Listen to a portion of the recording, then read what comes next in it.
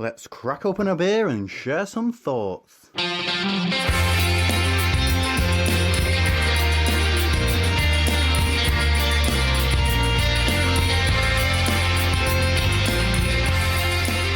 Welcome to Hopinions, and we are fresh off of a plane back from Dublin. Not sure fresh is the word I would use, Steve. No, but on a 8:40 flight this morning, picked up at the hotel at 6:30. Yes, that was a rather early start, but we have rushed straight into the recording studio to just record a few little pieces to wrap around all the great content that we've got from the past couple of days. Yeah, definitely. So hopefully you'll really enjoy them when you get around to listen to them. Yeah. So, as our listeners will be aware, we have been in Dublin for the last 2 days, and we were there at the invitation of Guinness and the Open Gate Brewery, who have been very generous. Incredibly generous, and they did look after us. Yes, yeah. So just want to basically just say thank you to a few people for making it happen. So thanks to Padraig, who is the manager of the Open Gate Brewery, and you're going to hear from him later on in the show. Thanks to Neve and Lorna, who basically helped with all our travel and our itinerary. Thanks to Eibhlin, who again you'll hear from later on in the show for her historical knowledge. Yep, as the Guinness Archivist. Yep, and also thanks to Ian, who was our tour guide on Thursday when we went around. What felt like the whole 54 acres. It did feel like the entire acreage of Guinness in Dublin, yeah. So yeah, definitely thanks to all those guys that they made the trip even better than it was anyway. Yeah, without a doubt. And I'd also like to thanks some of our listeners as well, Steve. We had some really good questions come through for the interviews we were doing. Some of the questions weren't asked directly because some of the answers were given to us anyway, and some of the questions were asked indirectly. So hopefully you will all find out what you wanted to find out, plus more. But thank you to the Ale Lady at the Ale Lady, Sparky Wright at Sparky Wright, John at the Beer in the Suburbs, Rob's Beer Odyssey at the Rob's Beer Odyssey, Adam Johnson at maybe _not_fad. Please drop the underscores. Simon Clark at Simon Carbon, and last but not least, Pete at Hops and Hoops. So again, thank you for that. We all of our shows are built around the engagement with you guys, and it doesn't work without it. So please keep it coming in as well. Yeah, without a doubt. And as you say, you know, some of those questions will come out through the segments of the show that you're going to hear. Now, obviously, it's a slightly different show from our normal format because we do have we spoke to a number of different people while we're in Dublin. The last part that you'll hear is probably more reminiscent of a normal show. Yeah, the first two parts are sort of straight down the line interviews with a couple of people, but the last one is more of the Hopinions show. Yeah, and bringing that to life a little bit.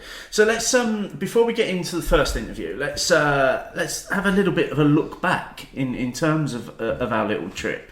Because we was out there for 2 days. Yeah. As I said, we were invited over. We were invited over by Padraig initially just to attend the International Stout Day event and festival that Guinness have now wrapped around it. But that then got slightly extended to becoming a bit of a look around the facility and give us a chance to speak to people and get some great content. International Stout Day is the 1st of November. They've being the Irish and being Guinness, they've stretched it out for 4 days now, so it goes through till Sunday evening. So we did get the chance on the Thursday, Steve, to speak with Eibhlin, and she's the archivist at Guinness, and showed us some incredible content from there. We also we did get a full behind the scenes tour, so not just going around the storehouse, which I think is actually laid out really well, and obviously having a pint in the gravity bar, and having a pint with our faces. Yes, put on them. Yeah, the new Stouty system that they've got. Which is essentially, people would have seen the picture that we no doubt put up on Twitter. But you have your picture taken, and then that gets transferred to a machine, and it's essentially screen printed with malt extract onto the head of your pint. Yeah, and sort of stays the whole way through the drink. Your face starts to stretch Quite a little scary, bit, yeah. like one of those mirrors that you have at the circus or fair. Yeah. You know, a little bit gimmicky, but a nice bit of theatre to add to the whole storehouse experience. I mean, I got my International Stout Day badge from Untapped for that one, so I was quite chuffed with that. So yeah, I mean, you know, just a couple of things which sort of came out when we were wandering around. I mean, we found out there was a tunnel underneath the brewery that links certain bits, and that's a passenger foot tunnel, but looks very reminiscent of entering a tube station. Yep. So you don't have to actually go out of any of the brewery sites. Yeah. You're being connected via a tunnel under the main road. Some of the roads used to be public roads, are now part of the Guinness site, so they still have the actual name of the roads up there. One car park used to be a canal, which I found fascinating. I found that absolutely fascinating. Really hard to picture. Yeah.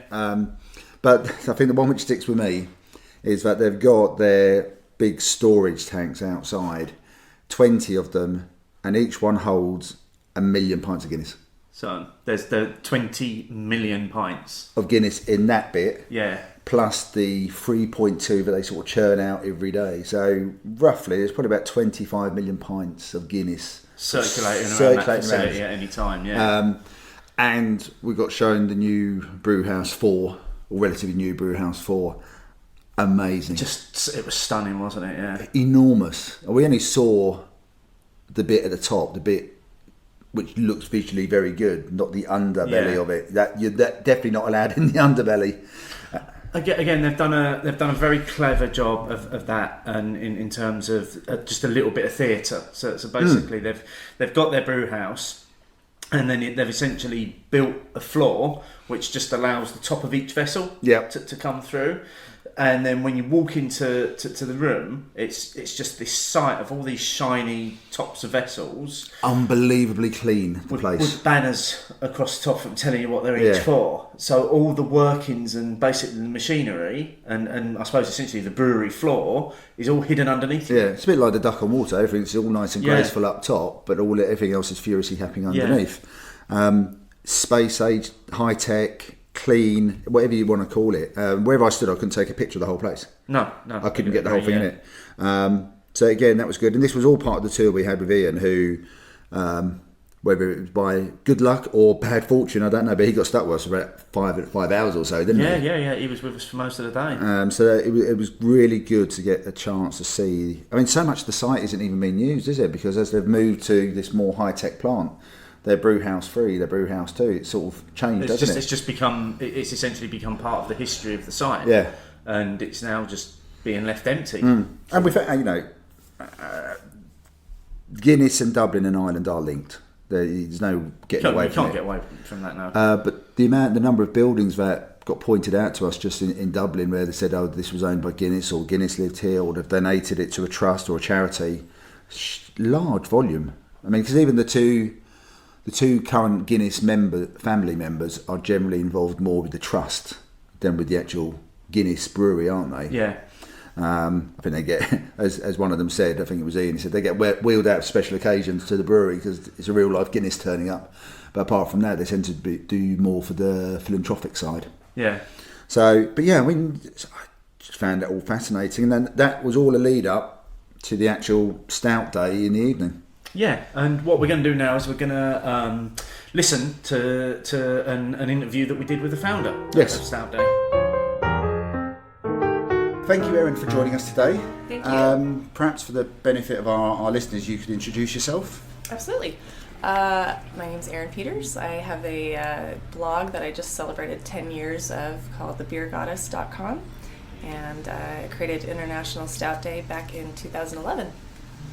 Cool. So what prompted the creation of International Stout Day?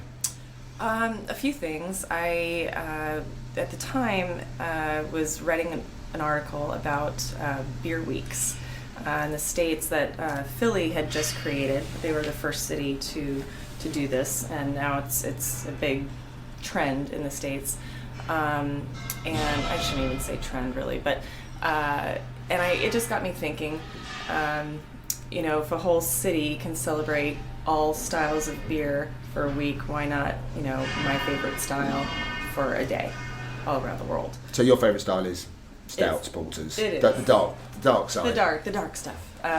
I love it all, and it really does depend on my mood and where I'm at and what I'm eating and all that good stuff, but I do love stout. It's just, it's mysterious, it's romantic, it's historical, and it's delicious.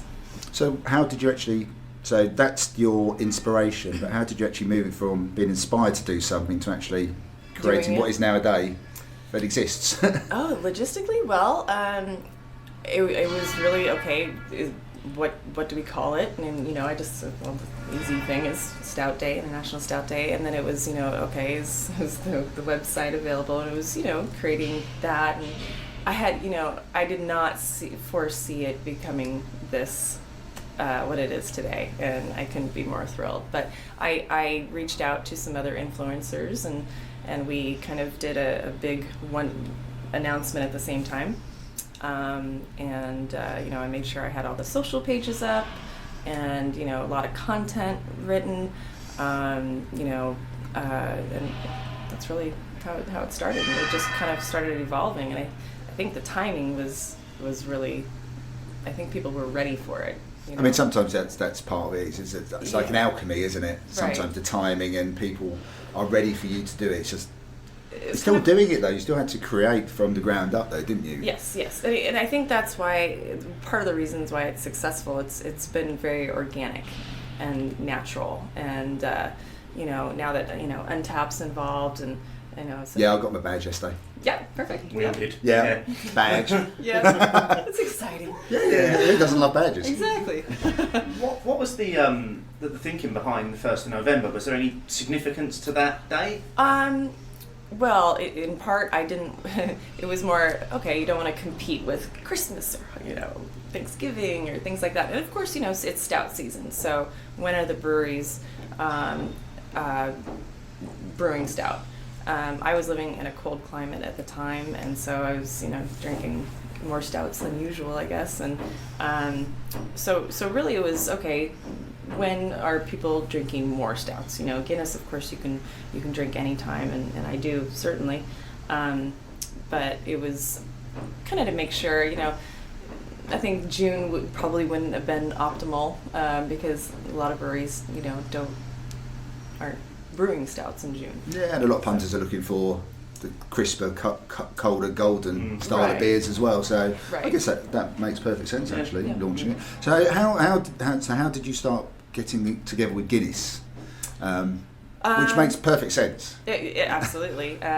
Well, actually, so we had the first international in 2011, and it went very well. And I got a call from Guinness afterwards, and I actually thought it was a joke. I thought my buddy Daryl was playing a joke on me because he would do that a lot, and he did this. He has this kind of fake accent and so I said, oh, come on, Daryl, and so we started talking, and at the time they were celebrating Arthur Guinness Day, and I think it was just kind of a great segue, and it's been a great partnership.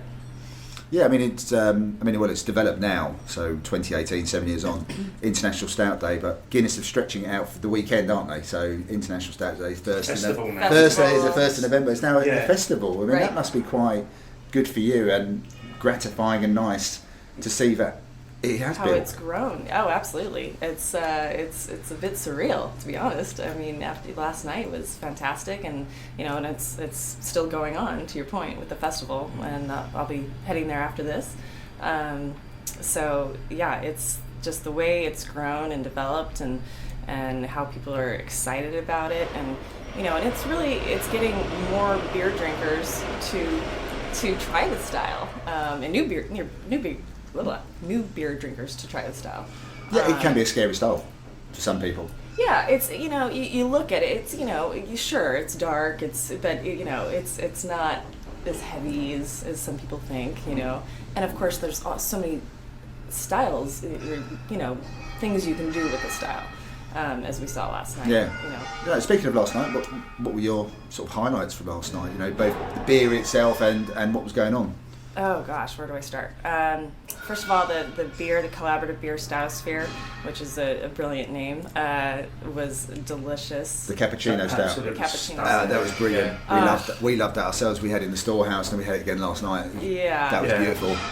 Yeah, I mean, just the coffee, the slight sweetness, you know, it was just delicious, and as were all the other beers. You know, Dr. Nora Patterson, you know, just everything they're doing with the feasibility study, I mean, it's just so incredibly exciting. And who better to do that, to lead that charge, because Guinness is so innovative and experimental and, you know, brilliant. So I think everything with the food and the beer pairings, it was the sensory... The sensory thing was station. Amazing. That was amazing. I mean, lamb donut. Whoever thought lamb donut could be a thing? Yeah, you say that and you go, huh? But it was delicious. Yeah, I mean, I had a second one. Oh wait, I sneaked a second one as well. Yeah. So apologies to anyone who came after me and found there was less. Yeah.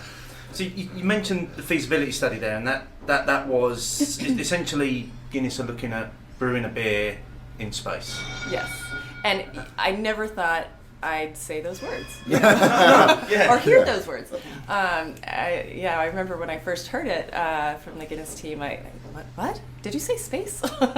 But you know, it's true. It's becoming more of a reality, and more. It's in our lifetime, which is kind of incredible.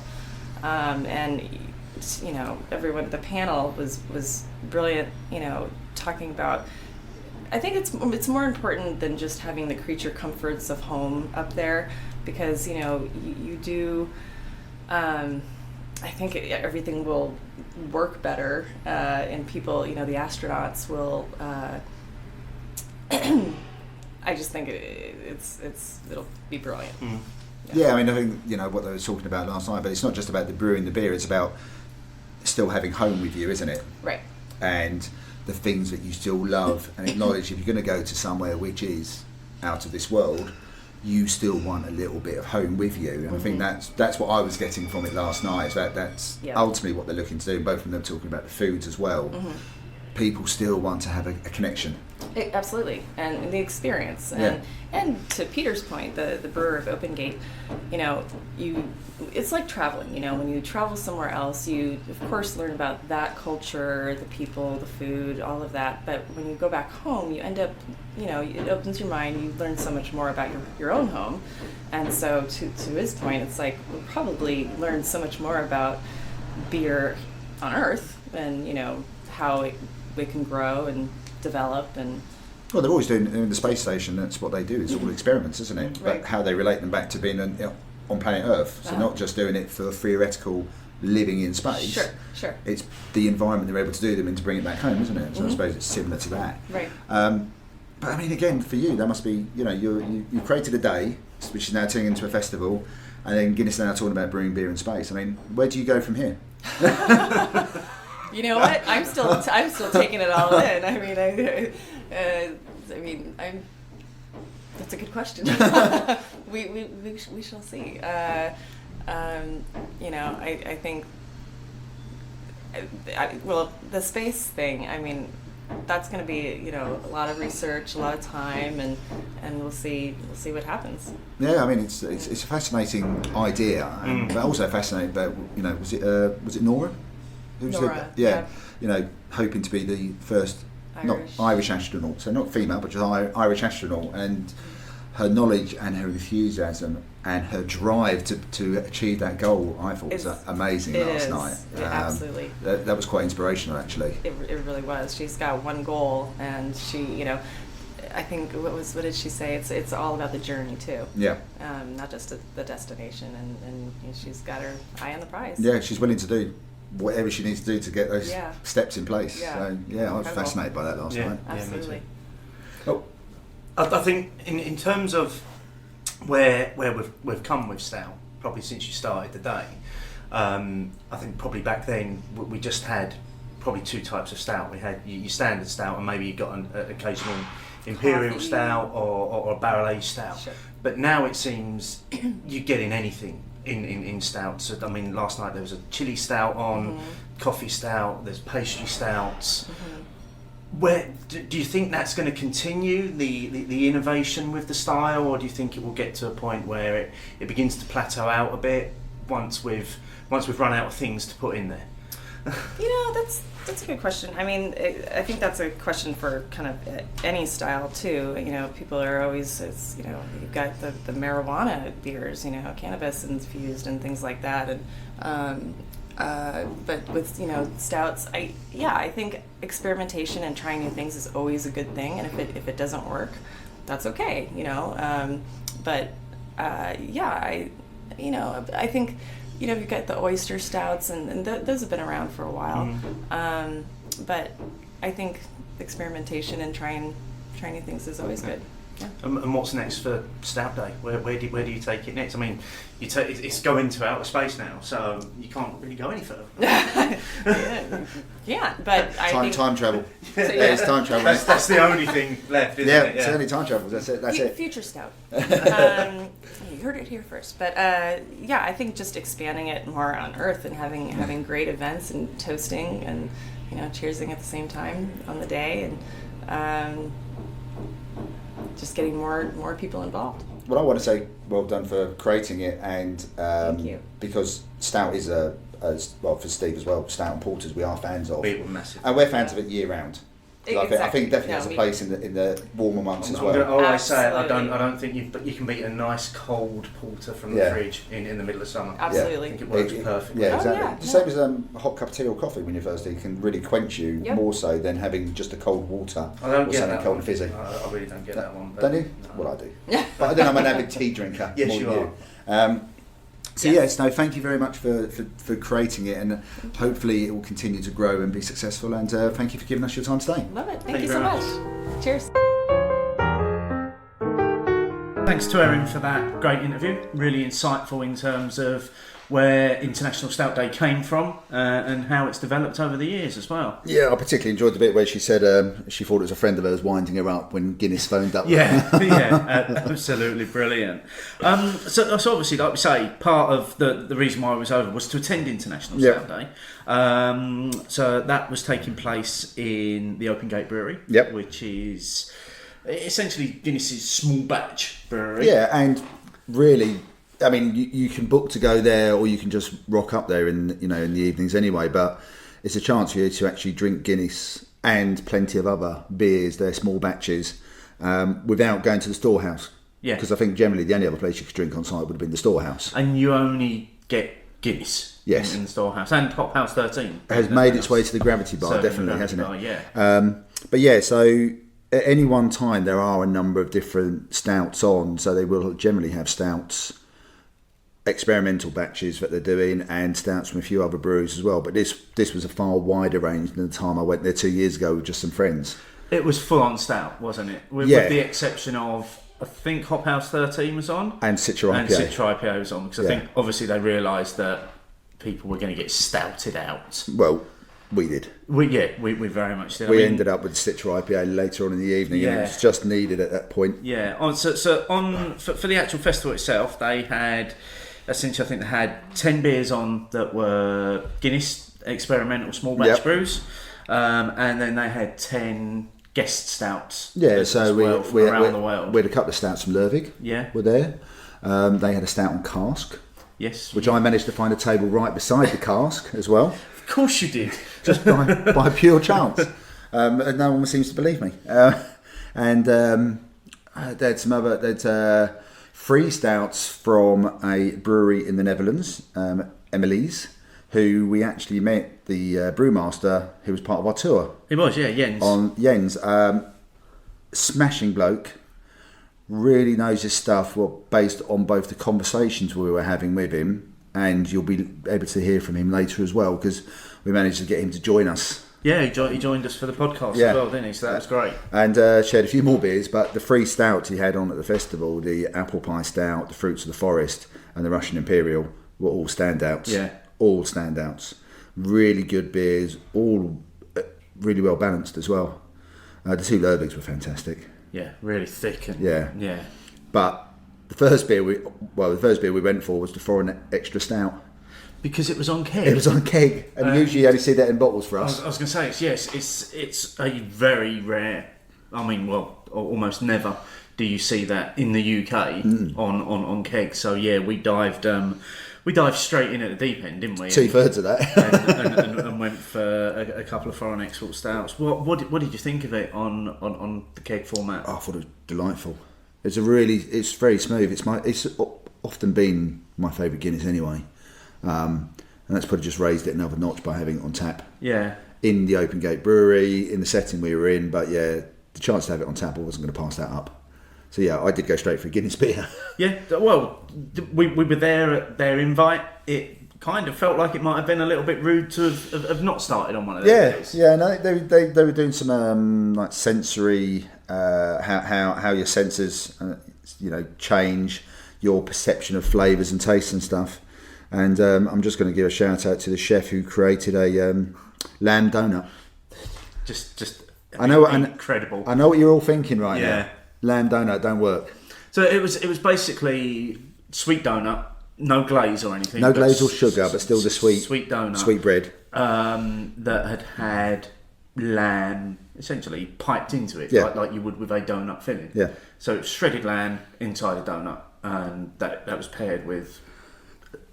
I can't remember what it was paired with because I just got focused on the lamb donut. It just blew my mind, so I had a second one. Like I say, as part of that sensory experience, they were doing the whole music and beer thing. Yeah, and also the Rhythm and Brews do as just so you know, Luke, that they chose some decent tunes for that bit.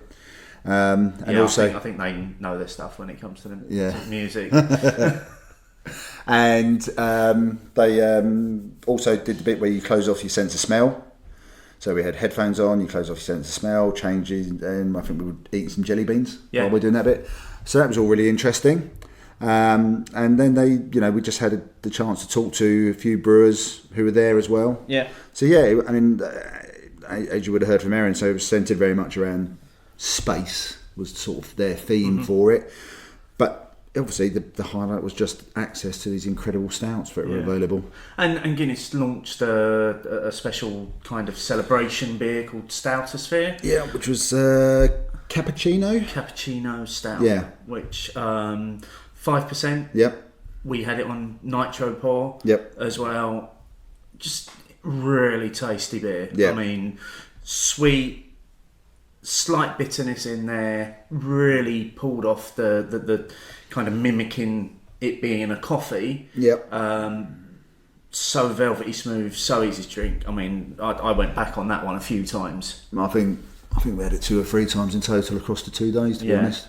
So yeah, that was a really nice beer. So if that does make its way to any of the shops that you go to, I'd recommend giving it a try. If coffee in your beer is one of your things anyway. Yeah, but still one of the standouts of that evening being the foreign export stout. Definitely on keg, which is, as we didn't know, actually is born from quite a historic recipe. Yeah, dating back to about 1801, wasn't it? Yeah, no spoilers. That's coming, mate. Let's not jump ahead of ourselves. I was very excited about that. Yeah, they showed us the book. Yeah, as part of the visit to the archives on the first day, we got to see some of the brewing books, some of the original brewing books, and I don't think we can do this justice. So what we're going to do, we was lucky enough to sit down with Eibhlin on her own from the archives, and I've got to say what you're about to hear is a little bit of a treat, because it's if you're into your history, you're about to get probably the definitive lesson on Guinness. Yeah. Welcome, Eibhlin, to Hopinions. Start off by telling us what your role is here at Guinness. Yeah, so I have a very varied role here at Guinness. So my official title is Guinness Archivist. And really what that means is that I look after and curate all the really, really amazing history that we have within Guinness. So we were founded in 1759, and within the archive we hold literally hundreds and thousands of documents from 1759 right up to the present day. So my role is to curate that, make sure that we're preserving it to go into the future, but most importantly then to be able to go through it, to be able to tell brand stories, to use the archive as inspiration for what the beer and the brand are doing today and into the future. So that's we were quite lucky yesterday, weren't we? Because we got to spend some time with you, going through a lot of, sort of documents and the history of Guinness from its start up until the present day. Just for our listeners, tell us a little bit of that origin story, if you will, from the very first sort of the beginnings to where we are now. Yeah, sure, of course. So our founder was Arthur Guinness. And he was probably one of Ireland's best known Irishmen, or is one of Ireland's best known Irishmen, but actually we know very little about his early life. So we don't even know his birthday, we don't know his date of birth, for example. But when he comes up to Dublin, he was born in Selbridge in County Kildare, which is about 20 miles south of us here. And when he was 34 years of age, he came up to Dublin and signed a lease on a rundown, disused brewery right here at St James's Gate, so the site where we're still sitting today. He had a huge amount of foresight, because the lease that he signed on this dilapidated, rundown brewery was for the term of 9,000 years. So I often say to people, we still have another 8,700, and do the maths on it, years to run on the lease. So a man, I suppose, with incredible vision, hard even to conceive for us today to sign our names to a lease of that length. And what he took over at that stage to say was a rundown brewery. Craft brewing was a huge thing here in Dublin, in Ireland, and in the UK in the 1700s. And it was stiff competition. There was about 70 breweries in Dublin in the 1750s when Arthur started his brewery here. So from very small beginnings, I suppose he very, very soon quickly became established as a brewer of note within the city.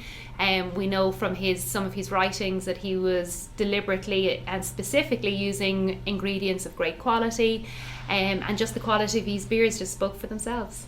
So when he first signed that lease on the original brewery, because we found out yesterday that the current site, something like 54 acres of land, which is quite a chunk of real estate in a city centre, essentially. What was the size that he signed? Was that what he signed the lease for at that time, or was it a much smaller area and it's just grown over time? So the 1759 lease covers a small 4-acre site. So for any of your listeners who are familiar with this part of Dublin or St James's Gate, where the famous Guinness Gate is with the 1759 and today's year, that's roughly the site of the original brewery, the original 4 acres. And over the years then, as the beer got more successful, the brewery got more successful, it literally expanded around. So you're right, I think you had a long walk around the brewery yesterday. It's over 50 acres today, so really grew up over the last 200 years.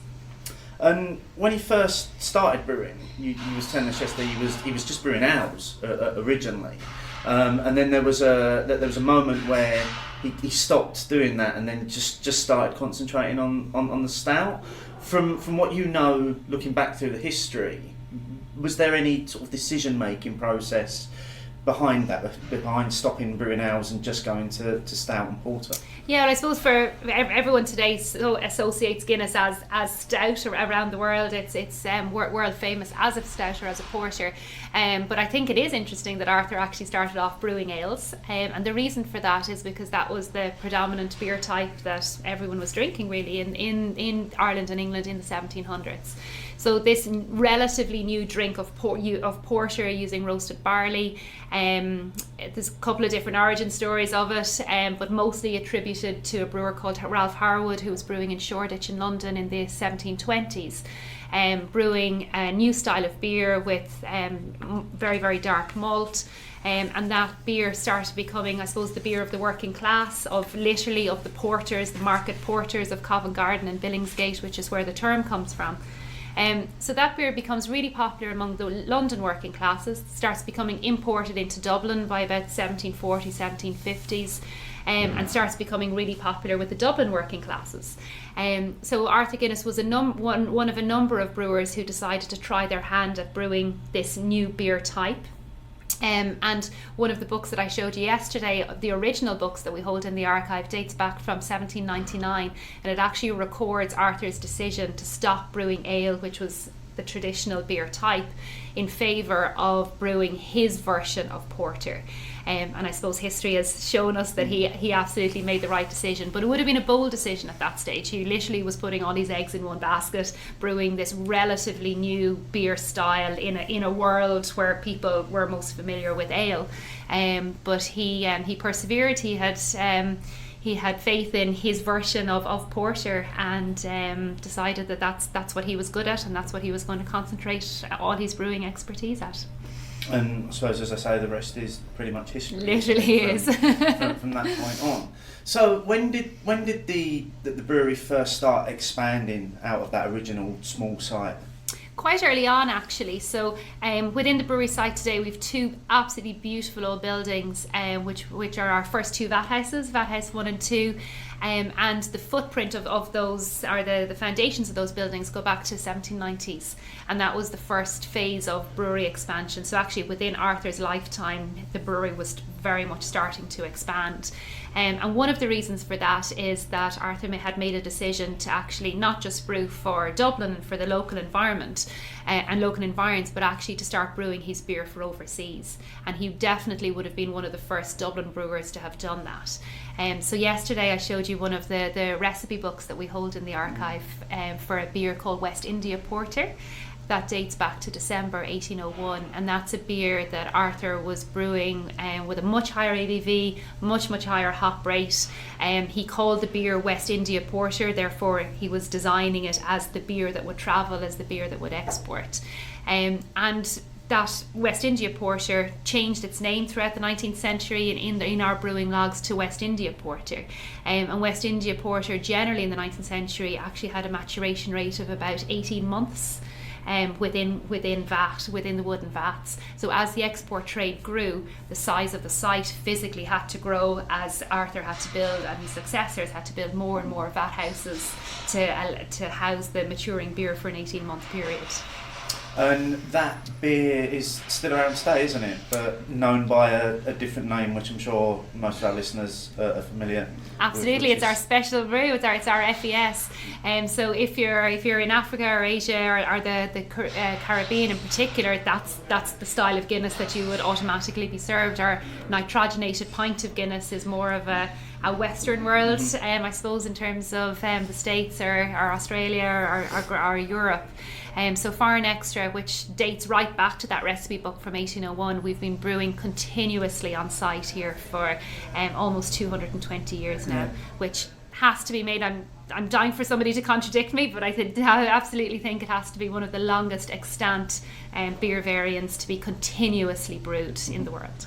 And so for those export markets that you mentioned, is it brewed here and then shipped there, or are they brewing it on their sites in other countries? Because I think, aren't they, some of them use their own ingredients to make a slightly different variant using locally sourced ingredients? Yeah, that's absolutely true. So mention that we've been brewing FES continuously here on site, which is still true. We do brew a small amount of Foreign Extra Stout here in St James's Gate, but the majority of our Foreign Extra Stout is brewed in about 40 breweries overseas, particularly strong in Africa. In Africa, we would have well over between 15 and 20 breweries.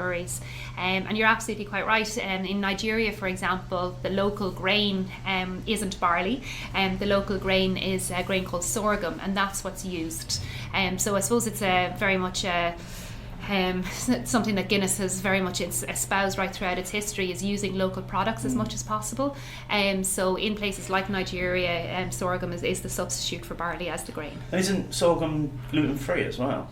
As far as I know, and I'd have to double check, don't quote me on that one, but as far as I know. Gluten-free variant of Guinness that's available. Possibly. As well.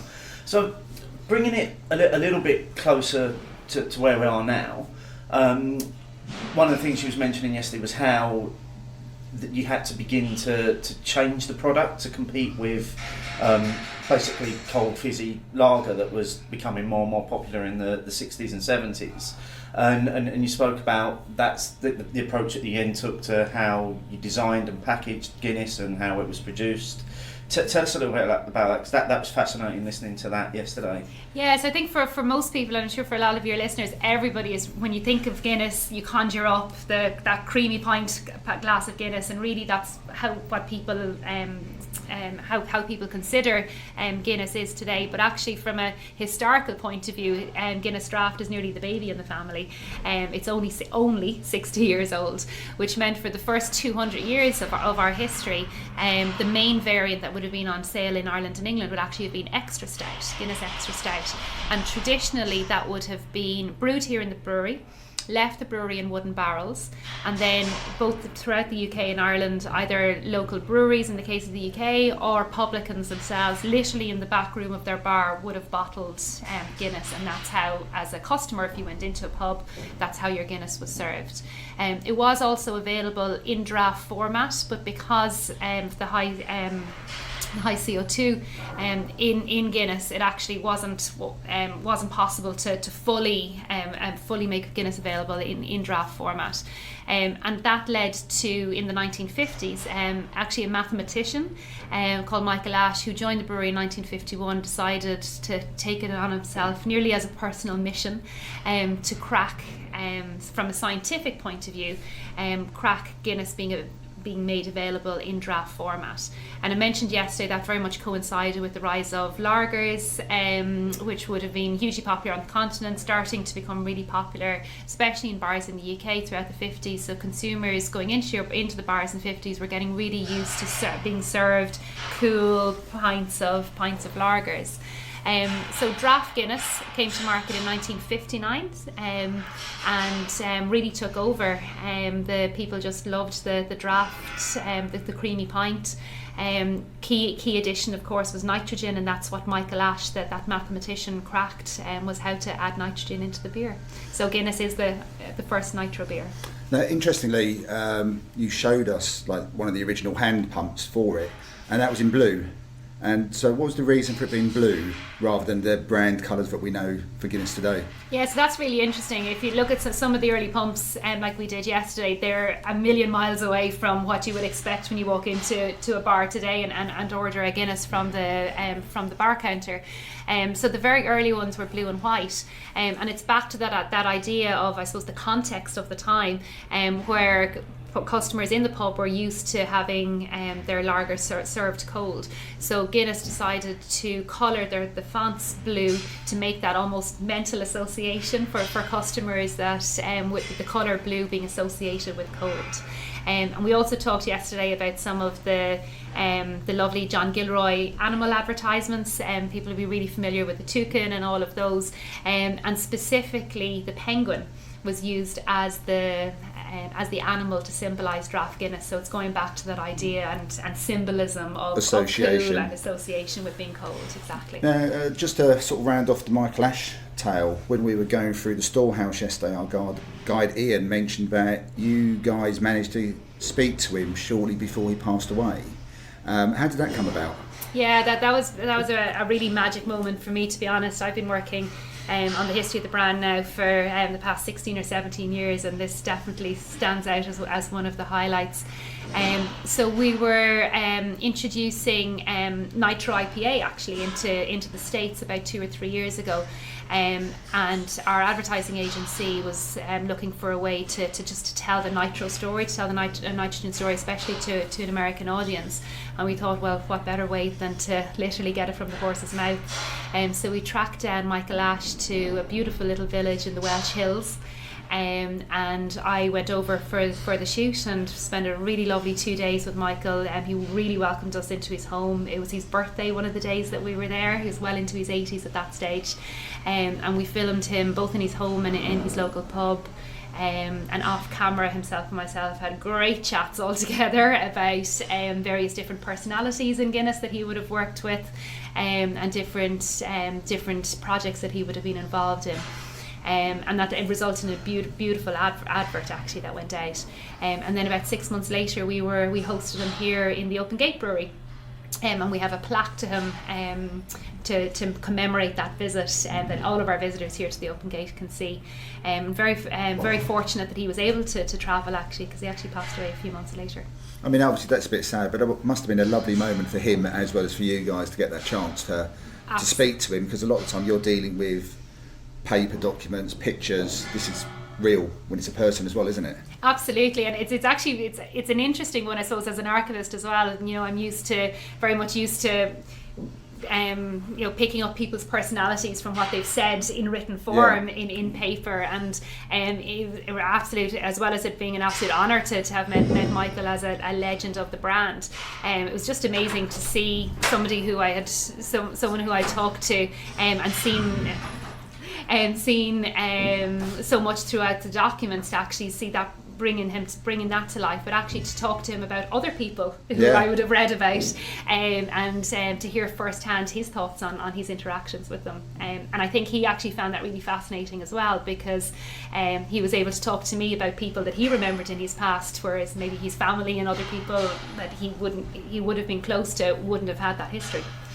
Yeah, I thought that was fascinating. Yeah, you mentioned there as well about obviously the branding and the adverts and how they've changed over time, from those original sort of cartoon drawings right up to the modern day, and probably the most iconic one that a lot of people will know is the Surfer Advert, which I know, mine, you're not a fan of. I'm not a fan of. Yeah, but it is a very... Really? I've actually rarely heard of somebody who's not a fan of Surfer. I think it's the only one in the world. But I'm going to give my rationale for it, though. Now that you brought it up, Steve, my rationale for it is that there's a lot of... It's as a dramatic piece of TV or cinematography, I think it's excellent, but it's too long to tell me it's Guinness. Until the first time you watch it, you don't know what it is. It's only when you recognise it, then you know it's about Guinness. But the first time, it takes way too long to introduce Guinness. Doesn't that draw you in? No, to want to know what it says. It's like when you go to cinema and they do the extended car adverts without showing the car. I think it's bollocks. Myself. So yes, I'm not a fan. As a piece of Get off art, the fence, mate. Come on. As a piece of art, I think it's excellent. As a piece of cinematography, it's fabulous. But it was all part of good things come to those who wait. Yeah. So it was building the anticipation. They could say, maybe that says more about my level of patience then. You do have to wait that 119.5 seconds. Exactly. Yeah, we saw that in the storehouse as well. Actually. So obviously, you've always kind of, some would say, maybe been slightly ahead of the curve with the advertising for the brand. And I think Ian mentioned yesterday that you're now focusing more on the people stories, so the people that sit behind the brand. Yeah, sort of making it more real, wasn't it? We saw one in the storehouse, which was about all the people at the brewery, one of the farmers who's part of a long line of the same family of generations, with the barley. So what's caused that shift in the way you're advertising? Yeah, well, I think obviously that the whole nature of advertising and the advertising industry very much follows and or leads, arguably, different cultural trends. And I think the world that we live in at the moment, people really want to know where their products have come from, who's actually behind it, and the people who make them, where the barley does come from, to use that example from a Guinness point of view. And it just humanises our brand, humanises our product when you can actually see the brewers. And we have amazing people who work here, right across the business, but especially the people who actually make the beer. So why wouldn't we want to show them to the world and introduce them?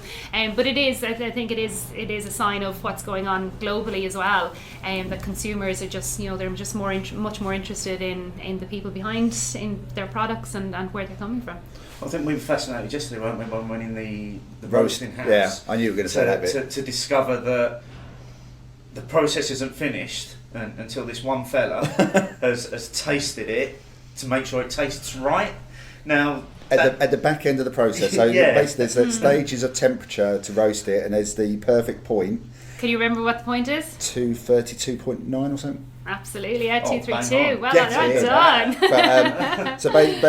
But it's that bit goes quite quickly from the 200 to the 232, isn't it? They ramp it up. Yeah. But basically, it's a guy who, with so much experience now, knows if it's hit that sweet spot. And I was absolutely, and that appears in the advert very briefly with the roasted malt coming out. But I was fascinated with it. Such a big site. We saw some amazing stuff yesterday from the tour we had. That this vital part of the process is done by the skill of one person. Yeah. Where's the succession planning in that? Yeah. How do you teach somebody that this is what it should taste like? Yeah. I assume there is something, because that was a hell of operational risk there. Single person risk. But, yeah, well, and that's why there's more than one person. Yeah. But I think that's what's really interesting, actually, is that it is, brewing arguably has become so high tech over the years, and justifiably so from a microbiology and that point of view, but actually there's no getting away from the craft of brewing. And the roast house is the absolute epitome of that. Yeah, it showcases it perfectly. Yeah, it's amazing. You can have barley is a natural ingredient. Every harvest is different. Every farm is different in terms of it being a natural material. So you can't just press a button and say after 2 hours this is going to be 100% cooked to the absolute right specifications. It is absolutely down to the eye and the taste of the roaster. But people don't see that, do they? Because they see the pictures and they read the stories about the new vat house and the shiny steel and the amazing building that is. And then you've got your 20 million pints being stored outside, which and they is see that. Still an amazing number to get your head around. Yeah, I can't even picture it. So you see these great big vats, just to give you a context, when you come out the tunnel, and each one holds 1 million pints of Guinness. And thank you very much to our guide Ian for saying pints. Yeah, because we understand pints. Yeah, gallons and hectolitres None is no good. None of this hectolitre. I understand a pint. I understand a pint. And just that it's hard to put that into context, but there's 20 million pints in there. There's like another 3.2 million being in process elsewhere. So it's probably about 25 million pints in and around the whole site. It's just an amazing number. And but to think there is still people actively involved in the process. And that's what's often forgotten. Yeah. Is those there are people here. It is, and I suppose that's back to just what we were talking about a little bit earlier about the more recent spate of advertising is, we want to bring out those stories because, like you were saying, you guys were fascinated by that, and we know that most people will be fascinated by that. So it's up to us to tell those stories, and it's really back to, I say, really highlighting the true craft of brewing, which goes on here 24/7 every day and always has done, but maybe we just haven't been as good at telling that story. Well, we saw yesterday, didn't we, as we were walking around, we saw things like the old doctor's building. So there used to be a doctor on site. There still is. And we, even before we turned up at Guinness yesterday, the taxi we got from our I hotel. knew you were going to say a taxi driver. Well, taxi drivers have the best stories. They don't always have to be true, but they're still the best stories. But he was telling us about his grandfather, that he ended up working at Guinness after World War One. And, one of the first things he said was that, basically, they had a doctor on site, so effectively it was like private medical insurance in the 1920s. And what we did find yesterday with everyone we spoke to, including yourself and anyone connected, is that everyone here seems so enthusiastic. And it seems like people stay. It's infectious, isn't it? Yeah. People stay. That's just the feeling I get. But from the people we've spoken to, Guinness, Dublin, Ireland are inextricably linked. No point pretending otherwise. I've got Irish parents, and Irish background, so Guinness features in my life. It's probably in my blood somewhere. But everyone, there's good things being said, because again, the taxi driver was pointing out all the buildings that Guinness have owned and have passed through to the state, held in trust for charities. There's just a lot of stuff which we found out yesterday, didn't we, from various sources. People are happy to talk about it. But there were little bits as well, like things like as the site's grown, you've actually been able to essentially close off what were public roads. There used to be public roads through that are now closed off because it's part of the site. And then we walked past the post office and the fire station, and all of a sudden you start thinking, this is it's like a mini town within a city. And then the car park used to be a canal. Yeah, and then going back even further, and I'm sure you'll correct me if I'm wrong here, but weren't some of the houses were for the staff that used to work here around the site, and that's obviously not still the case, or is it still the case? Do you still provide housing for? We still don't provide housing, but there's still a lot of that. I suppose Guinness would traditionally have been recognised absolutely as one of the best employers in the city. and actually was the biggest private employer in the city as well. But all those benefits like medical, which as you say is still very much here today. Canteens, so free food for people.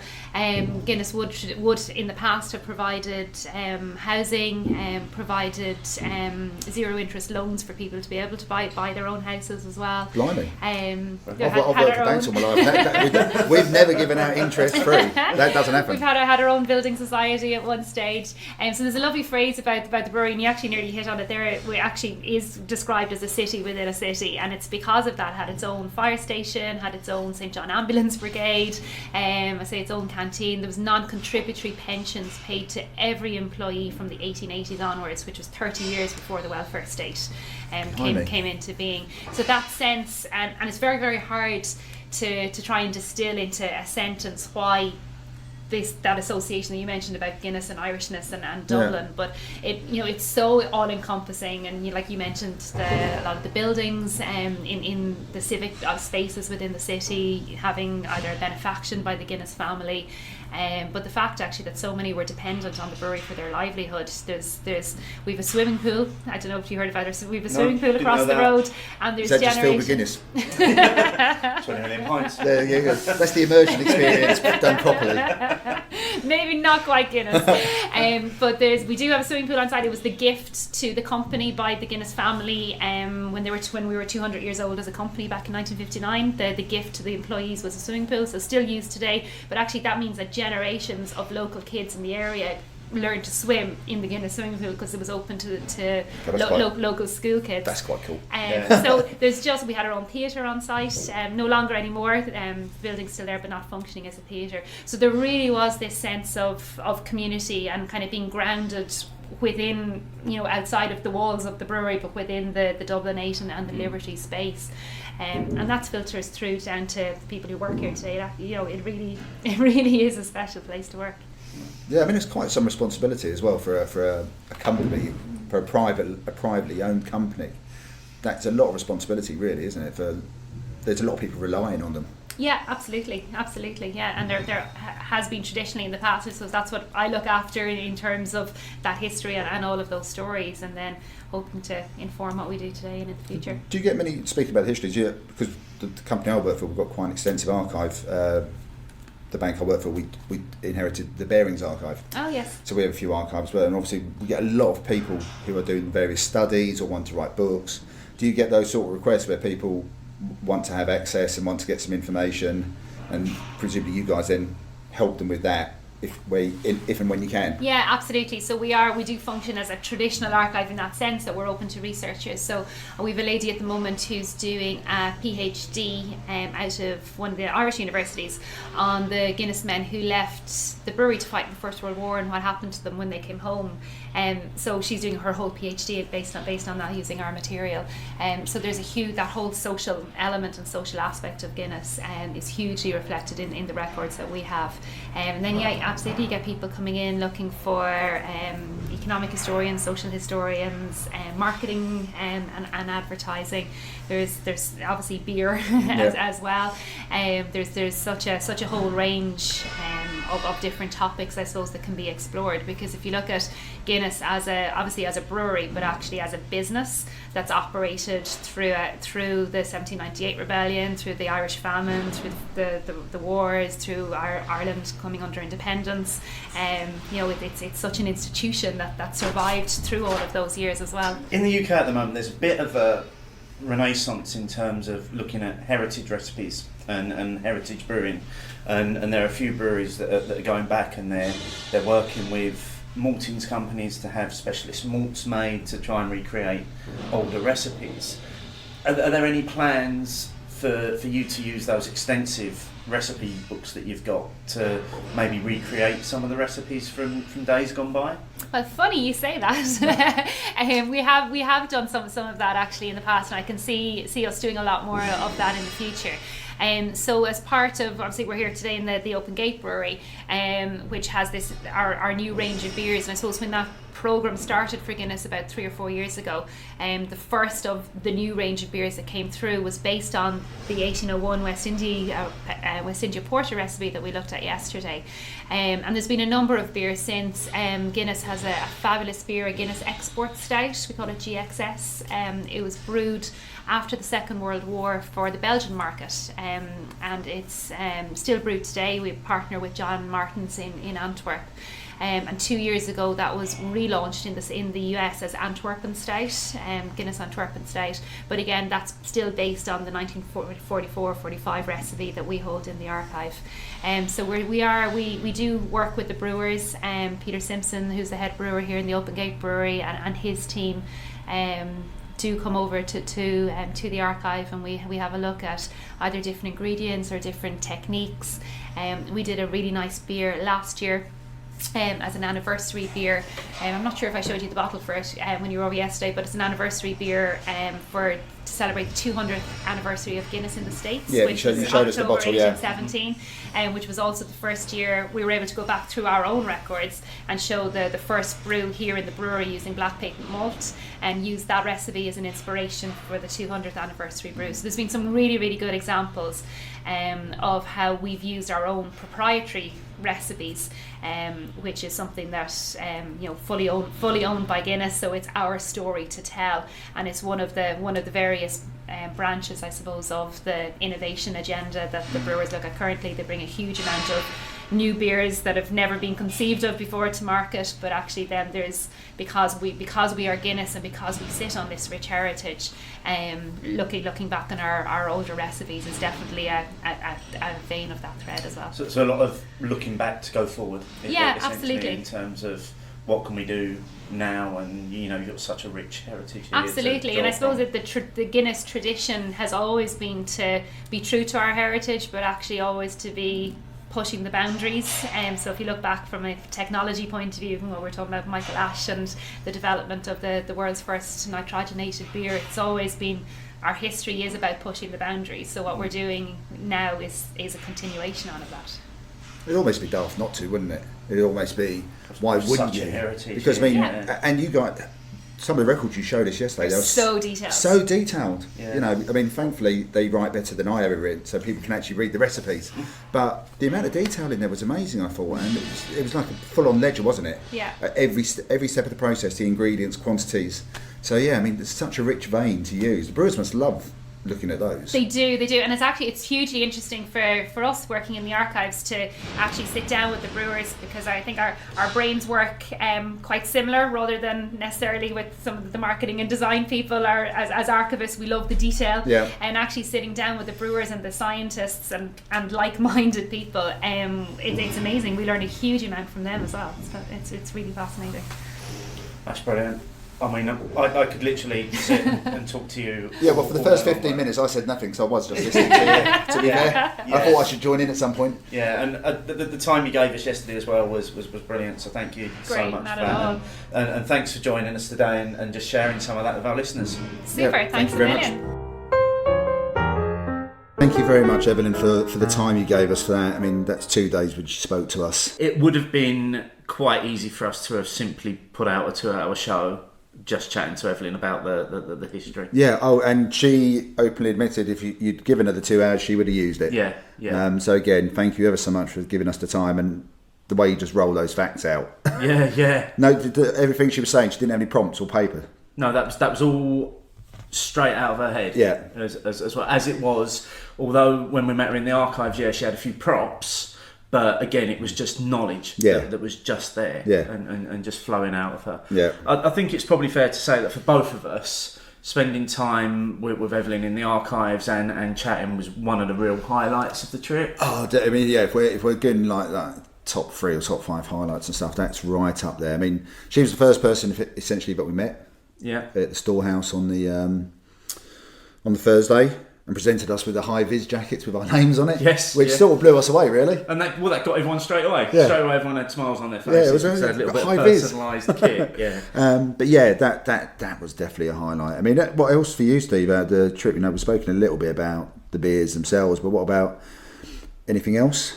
I think just getting some of the behind the scenes access that you don't normally get, looking around the site, looking around the brewery. One of the real standouts for me was the roasting room, or the roasting house. Oh yeah, we haven't mentioned that, have we? No, so going in and where they roast all their malts and get it to just the right temperature before essentially crash cooling it.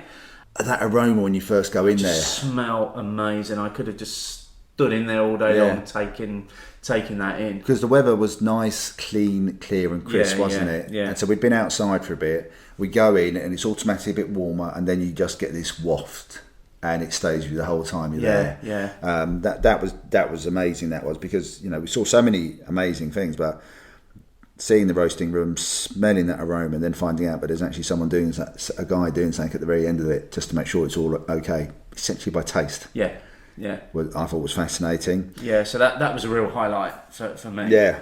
I mean, obviously, I've mentioned the 20 million pints, mentioned Jens, but I'm going to say it again. I mean, we met Jens for the first time. We had no idea who was going to be with us on the Thursday on the tour, who else was going to be at International Stout Day, and he was even if he wasn't a brewer, he was just a nice chap. Yeah. But the fact then that he, as you'll hear coming up next, he joined us on the show.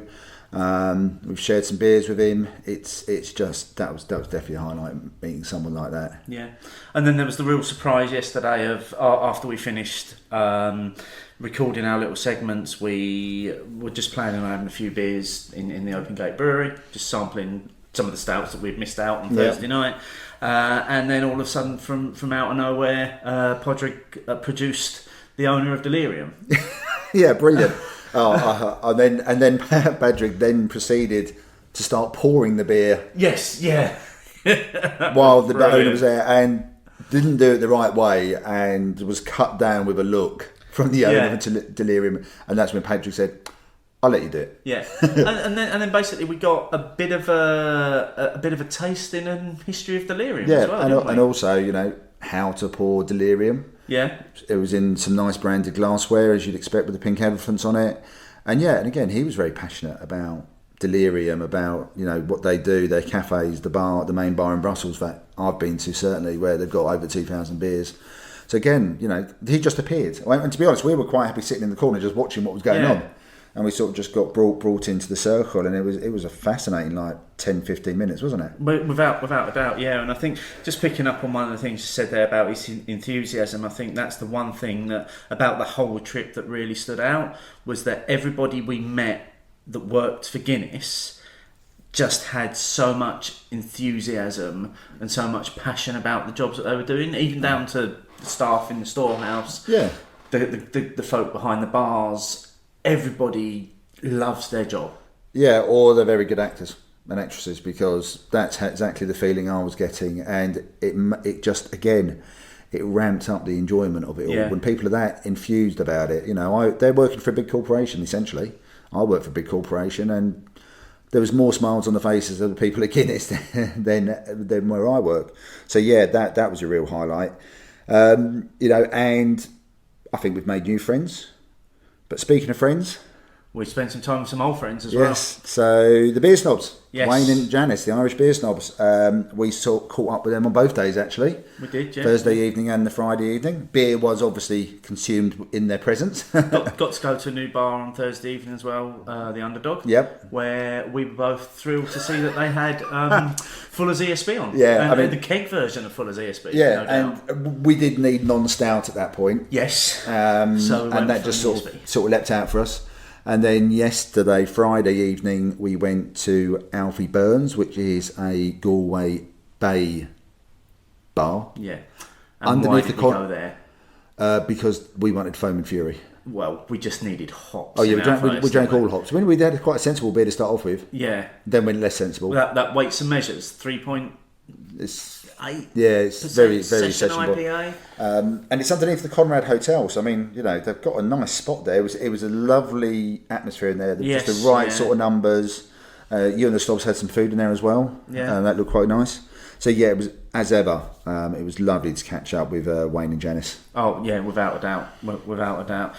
I think people would have realised by now, mate, that we're probably nearly an hour into this podcast and we've not actually consumed a single beer yet. Yes, that was odd, wasn't it? It does, but rest assured that is coming up, because we did get to sit down with Padraig from the Open Gate Brewery to try a couple of beers from the Open Gate. So you're going to hear us talking about the Citra IPA and also the recent Timmermans and Guinness Lambic Stout that was released. We got to try that, and as we've mentioned, we're also joined by Jens from Emelisse, who shared a couple of his beers with us as well. Yeah, so, we're not going to say anything about those. You can hear about those on the show. We'll keep that one for a surprise. So I think it's just a case now of really sitting back and listening to the discussion that we have with the guys, and everything that comes out throughout it. Yeah, hope you enjoy it as much as we enjoyed recording it.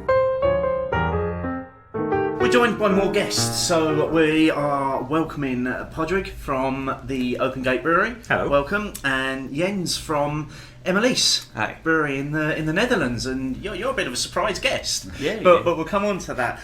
Guys, do you want to just introduce yourselves a little bit and tell us what you do in your respective places? Sure. So I suppose my title is the General Manager of the Open Gate Brewery taproom experience here in Dublin. So effectively, everything that doesn't involve the machinery is my little baby here. So everybody comes in, get to look after the guests, get to work with the brewers on picking up beers we're going to pour in the bar, work with guest brewers, what taps are going to go in, and basically just make sure everybody who comes here has a lovely experience, gets to talk about beer with us behind the bar and have a really nice time while doing that. Yeah, I'm Jens. I'm the brewmaster of Emelisse, a brewery in the southern part of the Netherlands. We've been brewing there for the last year and a half, and met up with Peter and Padraig about 3 weeks ago, and they asked me if I was brewing some stouts, and that's one of my specialties. And they asked me to come over for the International Stout Day, and I brought some really nice stouts of my own to have a taster with the public here at the festival. Yeah, and we tried some of those last night, didn't we? Yes, I mean we met you yesterday on the. We had a bit of a coin a phrase, bit of a VIP experience around the Guinness site here, and we were talking about your beers, and we tried the Fruits of the Forest Stout and the Apple Pie Stout. I think was the other one. Yeah. Both at 6%. I loved both of them. You particularly taken with the fruits. I really enjoyed the Fruits of the Forest. I thought I said this to you last night, the apple pie stout for me, a little bit too much cinnamon, a little bit too sweet. But I also tried your imperial stout as well. Yeah. I managed to get myself a pour and forgot my co-host. Yeah, just for the benefit of the listeners, I went off to do a bit of talking to a few people, come back, and Steve said, yeah, the Russian imperial from Emelisse was really nice. I reached out my hand saying, where's mine? And I was like, sorry, gone. mate. Yeah, sorry. Cheers. Yeah, but we've got beer. We've got beer with us as well now. So we're going to try a few beers now. What have you just poured for us? So just poured from the Open Gate Brewery. I think we've both had this before, but it's the Open Gate Brewery Citra IPA. Okay, shall we get stuck in? Cheers, lads. Cheers. I suppose the first thing to say that last night this was one of the most welcome drinks I had. It was while we were thoroughly enjoying International Stout Day and the festivities to the maximum, I would say. Yeah, it did get to a point where I just needed something that wasn't stout. Yeah. A little bit too stout. And I think that was a wise move as well last night that you had this on the bar as well. You obviously realised people would reach max stout level at some point, and I mean even here, like, so this is kind of like the experimental wing of Guinness brewing. So the brewery has kind of been here since the 60s, but we only opened the tap room 3 years ago. Okay. And it's been a little bit through trial and error as to what people actually want when they come in. So you get to the brewers get to go and create whatever they want. So we've done botanical ales that use like fresh botanicals like bay leaf. There's been a strawberry porter which had 40 kilos of fresh strawberries and basil in the beer. But sometimes people just want a nice, easy drinking IPA, and we find that a lot of people come in for like the mad experimental stuff, but end up staying because of the likes of our Pilsner, our Citra IPA, or even Hop House 13 and Guinness Draft seem to be the big sellers, because like you said, 20 different stouts pouring last night, and that's a lot on the palate, especially with all the wild flavours in there. Sometimes it's just nice to reset with just nice, juicy, balanced IPA. And with the ABV of some of the beers that were available last night as well, this brings us back down to the 5%. Nice 5%. Citrus laden. It's just easy. It's a very easy. It's a well balanced IPA. Yeah, so you're not trying to be. No, we didn't try to go too far West Coast or New England on this. And actually, I lived in New England for a couple of years, and within 2 months of moving home, all of a sudden everybody was raving about New England IPAs. They didn't exist while I was there. It was just like this really random thing that I got home and everybody's raving about them. I'm going, I don't remember seeing those. But they're not to everybody's taste. So this is an example of one of the experimental beers that we had on the bar that people really took to. So it was only ever done originally as a small batch special 10 hect brew, 12, 16 kegs of it. That was it. But the reaction from people who came in was so powerful. It was like, oh, maybe we should brew this one again. Did it again a couple of months later, put it back on the bar, and again, great response to it. And it's since ended up in production in our big brew house 4, and gone out into Ireland and the UK, which is where you can find it. So it's not too juicy, it's not too bitter. Find that a lot of people come in as a kind of an entry level IPA. This is nice. It's a nice introduction to hops without going too far in one direction or the other. And it's got a pretty good reaction to it so far. I think this is. I've seen this in cans as well. Yeah, The co-op have it in cans in the UK, definitely. Yeah, I've seen it in there. So be quite a nice train beer. It's a good train beer, just like one of those beers you can just have in the fridge. Exactly. Yeah, it fits perfectly in the bottom shelf of my fridge as well. 33 CL cans just fit that shelf perfectly. So you mentioned there that you lived in the States for a while. Yep. That was with. It was with Guinness. Then. Yeah. So you want to tell us a little bit about what you were doing out there for Guinness? Yeah, so I've actually worked for Guinness for the best part of 14 years. So I started off as a tour guide in the storehouse, and I was based there for 4 years, and then got a move into the draft quality team. And I worked between quality and sales in Ireland for 5 years, and then was lucky enough to get a move to Boston, which was brilliant. So basically, Irish accent in the most Irish city in the States, selling an Irish beer. Definitely wasn't the hardest job I've ever had to do in my life. Yeah, I mean, I've just come back from Boston, and I would say that fitted perfectly, actually. Exactly, and a lot of the work I did in Boston was kind of going around to loads of different bars, because over here we clean all the beer lines every 25 working days by us, so we can ensure that draft quality is perfect. When you go to other countries, it's on the responsibility of the bar in a lot of cases. A lot of different rules and regulations about who can sell what to who and what you can do in a cold room. So it was just a lot about educating bar staff of how you can really get your draft quality absolute to perfection. So even simple things like cleaning the nozzles, making sure that the cold room is actually cold and not just an air circulating fan. But basically got to cover everything from Boston city centre all the way down to Cape Cod, just doing loads of quality checks, quality visits, and was based there for 2 of our product launches as well, which was really cool to see people's reaction when you bring a new beer into a market like the US. Which beers were those? It was a Guinness American Blonde Lager and Guinness Black Lager. Okay, and how were they received? Guinness Black Lager was a really interesting one. People really liked the taste of it, but for a lot of people when they saw it in the glass, it was almost like a head melt. So people would look at a black lager and automatically assume it's going to taste like Guinness, so would be reluctant to try it. And he's trying to bring them on that journey of just taste it. It's a lager, so get your head around away from the dark. And when we did blind taste tests, we'd actually cover the colour of it, and people as a lager would love it. But then when they saw it, automatically the brain would almost switch back to, it's going to taste like Guinness. But why would we release a Guinness that tastes like Guinness when we already have Guinness Draft? So it was a lot of fun with that one. And then American Blonde actually has moved production to our new brewery in Baltimore. So our new brewmaster is ex-Stone, and he's tweaked the recipe a little bit to make it a little bit more hoppy, a little bit more American lager style. But again, it was a really nice kind of, it was almost like an Irish-inspired American lager, so a little bit more flavour than your standard US lager offering, but again, it uses Guinness yeast in it, so you still got that little hint of Irishness in there as well. Oh, so there's still a link between the parent and its offspring. So yeah, it was actually the first time that Guinness yeast has travelled outside the country to North America. So they actually shipped it pretty much under armed guard from the brewery here over to the US to do the first couple of test batches over there. So, I mean, speaking about the US, and obviously the new place that's been opened in Maryland, what's the thinking behind opening that? Because it's a long time since Guinness have done, we'd already know that there is some brewing in Africa, but generally everyone accepts that Guinness comes out of Dublin.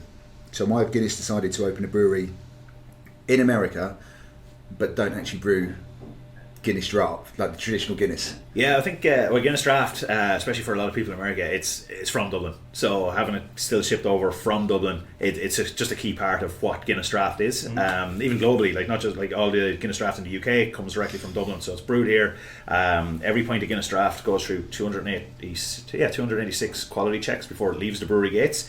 So we'd like to keep control of that. And then the brewery in the States, then it's basically just free reign to the brewers over there to go and create different styles of beer, because I'm sure you've seen over the last 24 hours the Irish beer scene, I think, is quite different from the UK beer scene, which again is quite different from the US beer scene. Yeah. So with all the best intentions here, we can try and create beers for the US market, but US brewers are going to know that inside out way better than what we could hope to do here, and even have a tighter turnaround. And because the taproom here has been quite successful, it's nice to be able to do something like that in the States as well, with a little bit more of an American style of beers, being able to play with flavours that are unique to even Baltimore, using some local ingredients there. So it's kind of like being able to do a lot of things globally, but like we've always been about innovation. So we're able to innovate here in one direction, and the US is able to innovate sometimes in the same direction, sometimes in different directions, but it's constant contact between the two breweries as well. So sometimes we'll even do the same recipe, just in two different locations.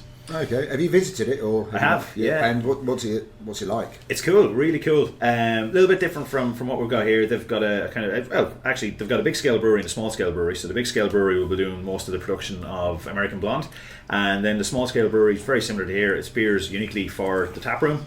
Same kind of turnaround time, new beer every 2 weeks or so. Just a little bit more of a different layout, maybe a little bit more Guinness brand focused, whereas here we're a little bit more stripped back and a little bit more industrial looking at what's over there as well. Yeah, I mean, one more question for me. This is just a curiosity thing. So, we talked earlier about the Irishness and Boston, very heavily influenced by Ireland. Why didn't they open there? Well, I mean, why Maryland then? Well, there's the advantage of already having a facility in Maryland, which wasn't being used for the last couple of years. So it would have been like a huge hub for a lot of the. We're a part of Diageo, which is a big multinational. So they had a setup already in Baltimore that only half of it was being used. So it's the perfect location for a brewery. And even Baltimore traditionally has actually got quite a lot of Irish roots. It was, I think, at one point the second biggest port in the US. So it's almost one of those things that's sometimes lost to history. But Baltimore actually has like really, really strong Irish roots, probably on a par with Boston, and maybe it's because of Hollywood or whatever, it doesn't quite get the same. It's always Boston, isn't it? It is, yeah. It's always Boston. Yep. Yeah, no, I was just curious about it. Yeah. Just bringing it back to the tap room here. Tell us a little bit about that. So it's been open 2-3 years now, is it? Yeah, actually, this month is our third birthday. Okay. So it's been open since November 2015, and over time we start off with a couple of our big brand stuff and some smaller batches that would rotate every 2 weeks or so. And as time has gone on, it's grown in popularity, and we've increased the amount of taps from 8 to 14. We work with a couple of local breweries as well to have guest taps on. So when people come in, you're not just getting our beers, you're getting a taste of some of the other great breweries that Ireland has to offer. And for a lot of what we do, it's a lot of like flavour explanation. So we still get people coming in. So everybody comes in. There's an €8 cover charge, but you get 4 taster beers as part of that. And it's entirely up to yourself to pick whatever 4 beers you like, or just chat to us behind the bar and we'll help you find a flavour for yourself. So we do tend to get a lot of people like, oh, I don't really drink beer. And it's when you have that kind of conversation, it's like, well, why don't you drink beer? It's like, oh, I don't like it. So all beer? Really? What beers have you had? And they'll maybe name off 5 lagers. Yeah. It's like, well, actually, you don't like lager. So now work with us and we'll give you 4 different beers that are completely away from lager. So maybe a barrel-aged stout, a nice malty red ale, maybe something like an IPA and a saison. So there's 4 completely different flavours in the beer, and 9 times out of 10 that person will come back up and go, actually, that's really good. I didn't know that beer could taste like this. So particularly in the point of a saison, now you can help them when they're in a shop that they might not go for a bottle of wine, they might not go for a gin and tonic, but they'll look for a saison or an IPA or a Russian Imperial Stout, because there's so many choice of beer. Being able to help people find their way through that maze by finding the beer that they like is really fun to do here. Yeah, I mean, I came here as a punter 2 years ago, so that would have been around about the first anniversary.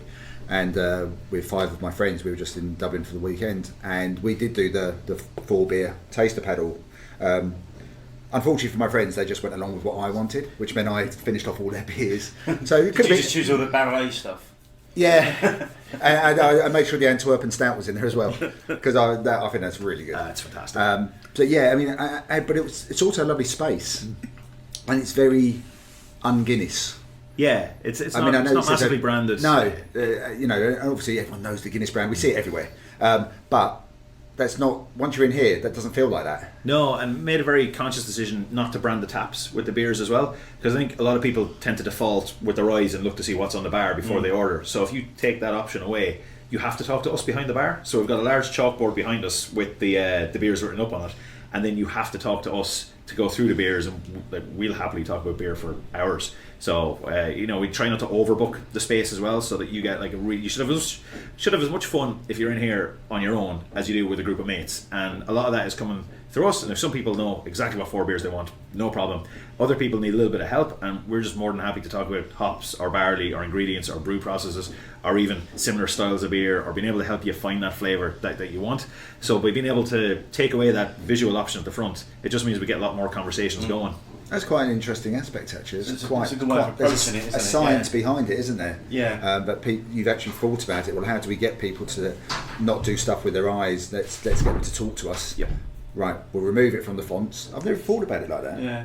And one of the things that we've noticed time and time again since we've been out here is with the people that you've got working across the entire facility here. So those that are in the storehouse, the Ian, the tour guide that we had yesterday, everybody's really enthusiastic about what they do. Everybody's really, really passionate about what they do, and that must translate to your bar staff downstairs as well, in terms absolutely. of the passion that they have when they're talking to punters about beer. Yeah, and like they work here for a reason, because they're all passionate about beer, but equally like talking about beer as well. And with every paddleboard that we hand out, we'll write down the names of the 4 beers, but we really want people to give us feedback on the beers. So whether it's good, bad, you enjoyed it, you didn't like it, if you want us to go and brew a kiwi beer or a mango stout, by all means write it on the back. Like, we do take all the comment cards seriously, but the one thing that's kind of called out consistently as being the highlight of people's experience here is the staff. Because, you know, for us, it's the front line. We get to talk about the beers and our brewers, and it's not just a giant production that you push a button here and Guinness comes out the other end. There's actually real thought and process that goes into everything, and for us being able to tell that to people as they're in is fantastic. And equally being able to take that feedback back and have like great conversations. Like Jens was just saying, he's now pouring at a Stout festival because we just got chatting at the bar 3-4 weeks ago. Yeah. So being able to have that kind of fun and chat about beers and do stuff like that is really makes the experience, I think, something almost unique in a lot of Dublin. But that's great that you were able to turn around a discussion that you had at the bar inside of 4 weeks to have got your beer here, and then you've got 3 of your beers pouring on International Stout Day, and as we said earlier, the festival that you guys have now created around that. I mean, Jens, how do you feel about that? I mean, you're sitting there with a massive smile. True. I mean, he was smiling all day yesterday, wasn't he, as well? I'm smiling always when I see beer. So that was a really lucky thing. I was on holiday in Belfast and staying with a mate of mine, and he works for Diageo in Belfast, and he set up a meeting for me to come and visit the brewery here for a few hours, and we started talking. Got a tour here as well, and afterwards they asked for, Jens, do you even brew stouts or anything? And so yeah, I do. I have 4 or 5 right now. So okay, well, it's International Stout Day in a few weeks, and just in 15 minutes it was all done and set up, and well, here 3-4 weeks later I'm here. But I mean, you are right. That's a pretty sharp turnaround, really. I mean, I know some of it is just timing and luck, maybe, but still, I mean, a lot of time there's a lot of drunken conversations and happy conversations take place at the bars. Doesn't mean something tangible comes out of it, but this is very tangible. You were there in the Open Gate Brewery at the bar last night. We spoke a few times, and people were trying your beers alongside a whole raft of other ones and beers from Guinness in the place where these experimental beers are brewed here as well. So that must have felt really good. Yeah, it felt really good. This is what why I do it, why I brew my beers, to see the reactions on the faces of the people who are drinking my beer for the first time, and the best feeling is when they are ordering a second one. Yeah, because that's when you know you've done your job correctly, and that you when they taste the first sip and you see the reaction on the face, that says a lot. And that's what I do with the beers. I try to get people out of their comfort zones, so creating new flavors which they don't expect in a beer, and as Padraig said, getting them out of their comfort zone, getting them to taste things they wouldn't normally try or buy, and just giving them a little sip and completely blowing them away with a little bit of flavor, or a lot of flavor in just a small sip. Yeah, I was going to say don't do your beer down, because there was a lot of flavour in both the beers. Like we said, the forest fruits one was 6%, 6.5%. 6.5%, yeah. The amount of flavour that you've got packed into that beer, you would think that that's a much higher ABV. Yeah, if I'd had to guess at it, I would have said it was going up towards the 9, because of the way it felt and the amount of flavour. And usually you need that alcoholic body to hold it all as well. Yeah. And you've managed to brew a beer, okay, but still 6.5%, but it's a lot less than you might expect it to be. Yeah. But still, and it was ever so drinkable. Now, I think that's the thing. I mean, we did have it in the tasters. Tiny little taster, Yeah. but I could easily. We could have done a few more of those, couldn't you? Yeah. So no, I mean, with no trouble whatsoever. But it does make it truly international, doesn't it? I mean, you've now turned International Stout Day into a bit of a weekend celebration, and Jens is ever so dedicated. He's decided to stay for the whole thing as well. Yeah. So dedicated to his art. Well done, Jens. But how have you managed to grow into? So this is open to the public now, isn't it? Yes. So we're recording on the Friday afternoon, the afternoon after the night before the launch. So for the next 3 days, Joe Public can come in and try all of these beers now. Yeah, absolutely. And for as long as they last, I assume. Yeah, I get the feeling the apple pie stout is probably going to be gone by the end of tonight. well, if it's anything to do with us, then sorry. But yeah, so presumably it's the same thing. They can get the four drinks in the paddle, and they can try beers from further afield than they normally would. Yeah, exactly. And like always, whenever we've got guest beers on as well, it's priced with our own stuff. So it's not that we're making we can sell it cheaper than others. Like, we want people to just enjoy beer, because Ian's made a really good point there. It's like beer is about people, really, and the more people that enjoy beer and get into beer, it keeps all of us in a job and get to talk about beer even more. So it's like by being able to come in and taste the cappuccino stout that we made and the chili stout that we made, but also being exposed to Jens's beers. We've got a couple of beers from Norway pouring, and some other Irish guys even pouring on cask this weekend. Oh, we tried the cask one. It's fantastic. Yeah, isn't it? Yeah, of course you found that. Yeah. Oh, I actually somehow I picked the table right beside it, didn't I? We sat down right beside the cask last night, so it was obviously meant to be. Clearly, that was more by design than accident, I think. But yeah, so we had Dungarvan's oatmeal coffee stout pouring, which is their winter seasonal, and you've got people coming in who maybe wouldn't have tried a cask beer before, and now they're trying a cask stout as well as carbonated stouts and apple pie stouts and forest fruit stouts, and it's just exposed that actually stout is not just this one beer with a nitrogenated head. Yeah. There's so many different varieties of stout in there as well. Just Jens was saying, seeing the people's reactions by just even picking flavours and trying stuff and challenge their perceptions of what a dark beer can be, of what a light beer can be. Like, that's I think why a lot of us got into beers, to to work with people and talk to people and see their reactions. Well, that's probably quite a good segue to the next beer, actually. It is, which you've been eyeing up. Yeah, I've actually been ignoring them, haven't I? I've just been looking at this bowl of beer. But I'm going to let you introduce this beer, Padraig. If you don't mind, I'll do the pouring, and you can talk about it. Yep. So hopefully you heard the pop of the champagne cork on this one. So Guinness has actually had the same distributor in Belgium for the best part of 100 years, which is John Martin's. And part of the John Martin's family is the Timmermans Lambic Brewery, which is the oldest Lambic brewery in the world. And again, this kind of came out of a conversation at a bar as well. One of their blenders was over, got chatting to Peter, our brewer, at the bar, and it was like, maybe we should make a beer together. And because they specialise in lambics and blends, we don't, but we do specialise in stouts. The idea came about, it was like, what if we blended 2 or 3 different beers to make this one kind of different style of a beer?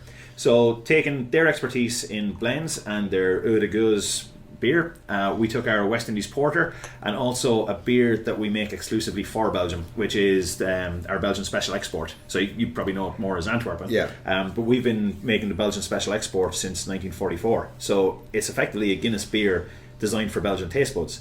So coming towards the end, or the mid 40s, Belgium was kind of rediscovering its history and heritage of beers and stronger ABVs and more depth of flavour, and the Guinness in Belgium at the time was in around 5%, which wasn't really stacking up when you're looking at 11-12% really big impact beers. So the John Martins actually came over to Dublin and designed this beer with the Guinness brewers at the time to make this Belgian style of Guinness stout. So it's an 8% beer, a little bit sweeter than a West Indies porter or a foreign extra stout, but blends really well with the West Indies and the Timmermans eau de gueuze in this. So effectively the flavours you're going to get off this are kind of a liquid Black Forest Gatto, really, for want of a better phrase. You've tried it, but you haven't, Steve? I've not tried this yet. Jens, have you tried it? Yeah, I did. Okay, 2 show-offs over the other side of the box. That We're just going to sit and watch the reactions. Yeah. So, I'll just say cheers. Cheers, lads. Cheers, guys. Thank you for letting me open this.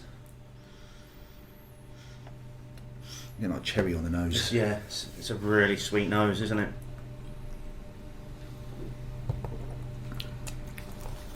Wow. I mean, I'm more of a Lambic fan than you. Yeah, but I like that. Yeah. That's The stuff that you get off the Lambic has been softened out by the addition of the Guinness Porter, hasn't it? Yeah, and they use tons of real cherries in their beer as well, and I think that flavour comes through. You are getting a real cherry flavour. I mean, there's even a slight. I don't know whether it's the lighting in here, but there does seem to be a slight pink hue in the head as well. It's off white with ever the slightest reddy tinge. That is. I have been looking forward to since you guys announced this release because I openly admit I like Guinness, I like Stout, but I'm a big fan of Lambics anyway. And the stuff that comes out from Martin's, especially because they do a beer called Martin's IPA. Oh, it's perfect. And so I bought a glass. I've got a glass. I take a glass that says Martin's IPA. That's everything I was hoping for. That's really lovely. Yeah, I really like that. that is It's really so well really balanced. good. But again, to get that conversation going, and then just make something tangible from that conversation, it is that beer just talking, isn't it? Yeah, I mean that's incredible. Yeah, and even this was such a fun collaboration to do as well. So guys were over and back between Belgium and here and tasting beers and working with blends and doing things like that. And meanwhile, while they're all doing this, and we know that the beer is going to be coming over to us in mid-September, I was like, well, why don't we do a whole Belgian Beer Week? So this week we're doing International Stout Fest. So in September I was like, well, why don't we do a Belgian Beer Week and brew some in-house Belgian style beers ourselves, get in some special guest Belgian brewers. There's even a brewery on the west coast of Ireland that only make Belgian style beers, Mexican Brewery, so we've stocked their stuff as well. And so when people came in, it was all themed around Belgian beers, Belgian food for the whole weekend. And it's something different. It's a little bit more experimental than what we would do normally when people come in. I don't mean experimental, but like different themes. So being able to do like a whole week dedicated to Belgian beers, and all of a sudden now you're bringing people into the world of Belgian beers and how Belgian yeast is completely different from what we would use in a lager or a stout. Again, it's just having those brilliant conversations. But this genuinely was the fastest selling beer we've ever had on draft.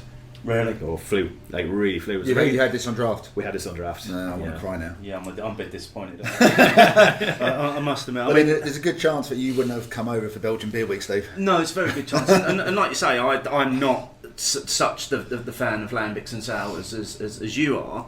But I think the way that's been blended with the stout, it just softens those flavours a little bit. It's there a little bit, but as you say, you are getting a lot of that. You're getting a lot of the cherry coming through. You are getting with the chocolate. It is a little bit of that. You're still getting the sharpness from the fruit. That sharpness is still there. Yeah. But yeah, it's all been smoothed out.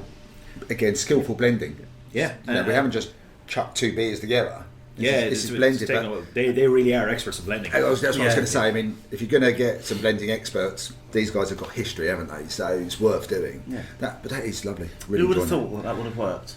Guinness Lambic. Yeah. Effectively, that's what. That's essentially what it is. Yeah, Guinness Lambic, and that would, the closest anyone ever had to that was putting a bit of blackcurrant in the top of their Guinness in their student days. So is this widely available, or can people buy this? You've just cracked open one of 1,500 bottles. Feeling pretty special now. Yeah, we have I think maybe 10 left in stock here in the bar because it's been flying out the door. Timmermans are selling it through their website as well, and there's a couple of independent off licenses in Ireland have a very limited level of bottles left, but yeah, really limited. And the reaction to it, I think we were even blown away by it because it was just something fun for us to do and see if it worked. And next thing it hit Twitter and Instagram, and my phone was just blowing up with, it's like, can you get me this? Are you going to have this in the bar? Are you going to have this in the bar? I was like, I have it in the bar, but you're going to have to be really quick to get in and get it. Is it something that you're going to repeat now, or are you quite happy to keep it as a one-off? I think we'll have to.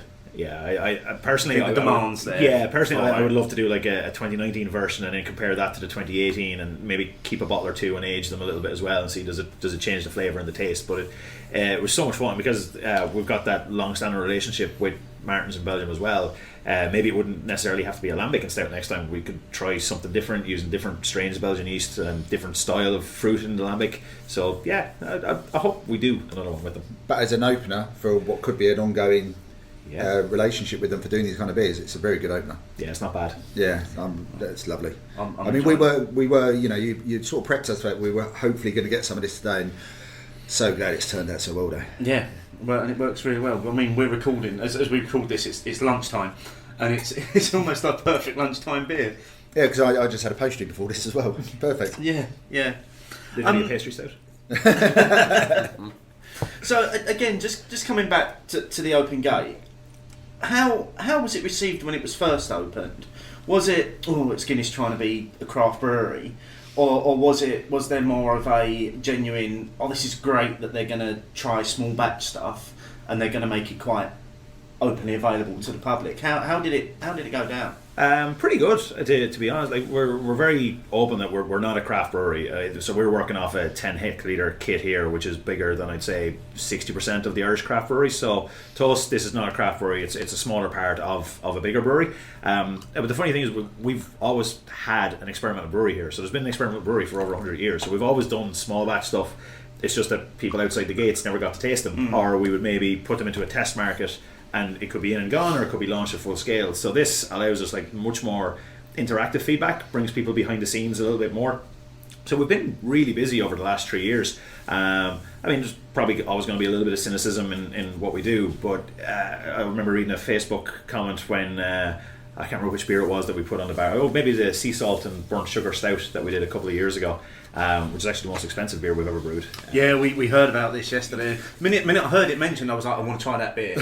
And then that came up. It was the most expensive beer we've ever brewed, and we're never doing it again. No, we'll bring it back at some point. But it used Can't do it every week. Yeah, exactly. It used so much real caramel in there, and like it really tastes like a liquid creme brulee. But some Facebook post or something went out about it, and I just remember reading one of the comments was saying, why do you always have to make new beers? Can you just make the one beer that everybody likes? And you go, well, actually, that one beer that you're referring to has only existed since 1959.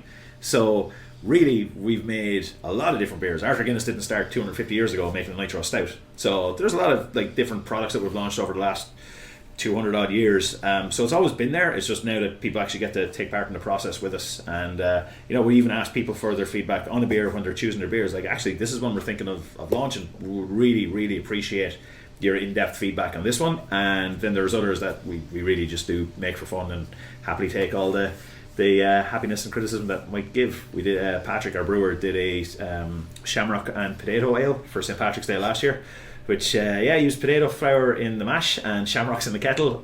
Divisive is probably the best. Yeah, I would say that. Yeah, I can understand that. I did pour green, like more of a pond green, I would say, than a bright green, and just being able to have like fun with that while at the same time trying to do stuff like the Citra IPA and our Pilsner and things like that. There's just a lot of fun in doing it, and flavour subjective, beer subjective. People have opinions either way, but I think when you come in and meet us and talk to us, we can strip back a lot of people's preconceptions about what we're doing here, and being able to show people this is a kit and it has been here for a large number of years. That we're sitting in a meeting room, I think, that was probably designed in 1968. There's no windows, judging by the breeze blocks. Yes, yeah. So the building's always been here. It's just that we never really took people in and showed it off. And equally, maybe 5-10 years ago in Ireland, this wouldn't have worked. But people travel more, people taste more, people are more interested in beer. It used to be 3 years ago, you go to the pub and talk about football or rugby or whatever else. Now people are going, what are you drinking? What's in your glass? And have you tried this? Have you tried that? It's like, this one's made with this hop. And people are talking about beer. So it's probably the right time to open it up and show that we've got good brewers who get to brew good beers, and join us and let's share them and chat about them. Yeah, sorry, just because the reason I came here as a punter is because our good friends Wayne and Janice, the Irish Beer Snobs, did recommend it.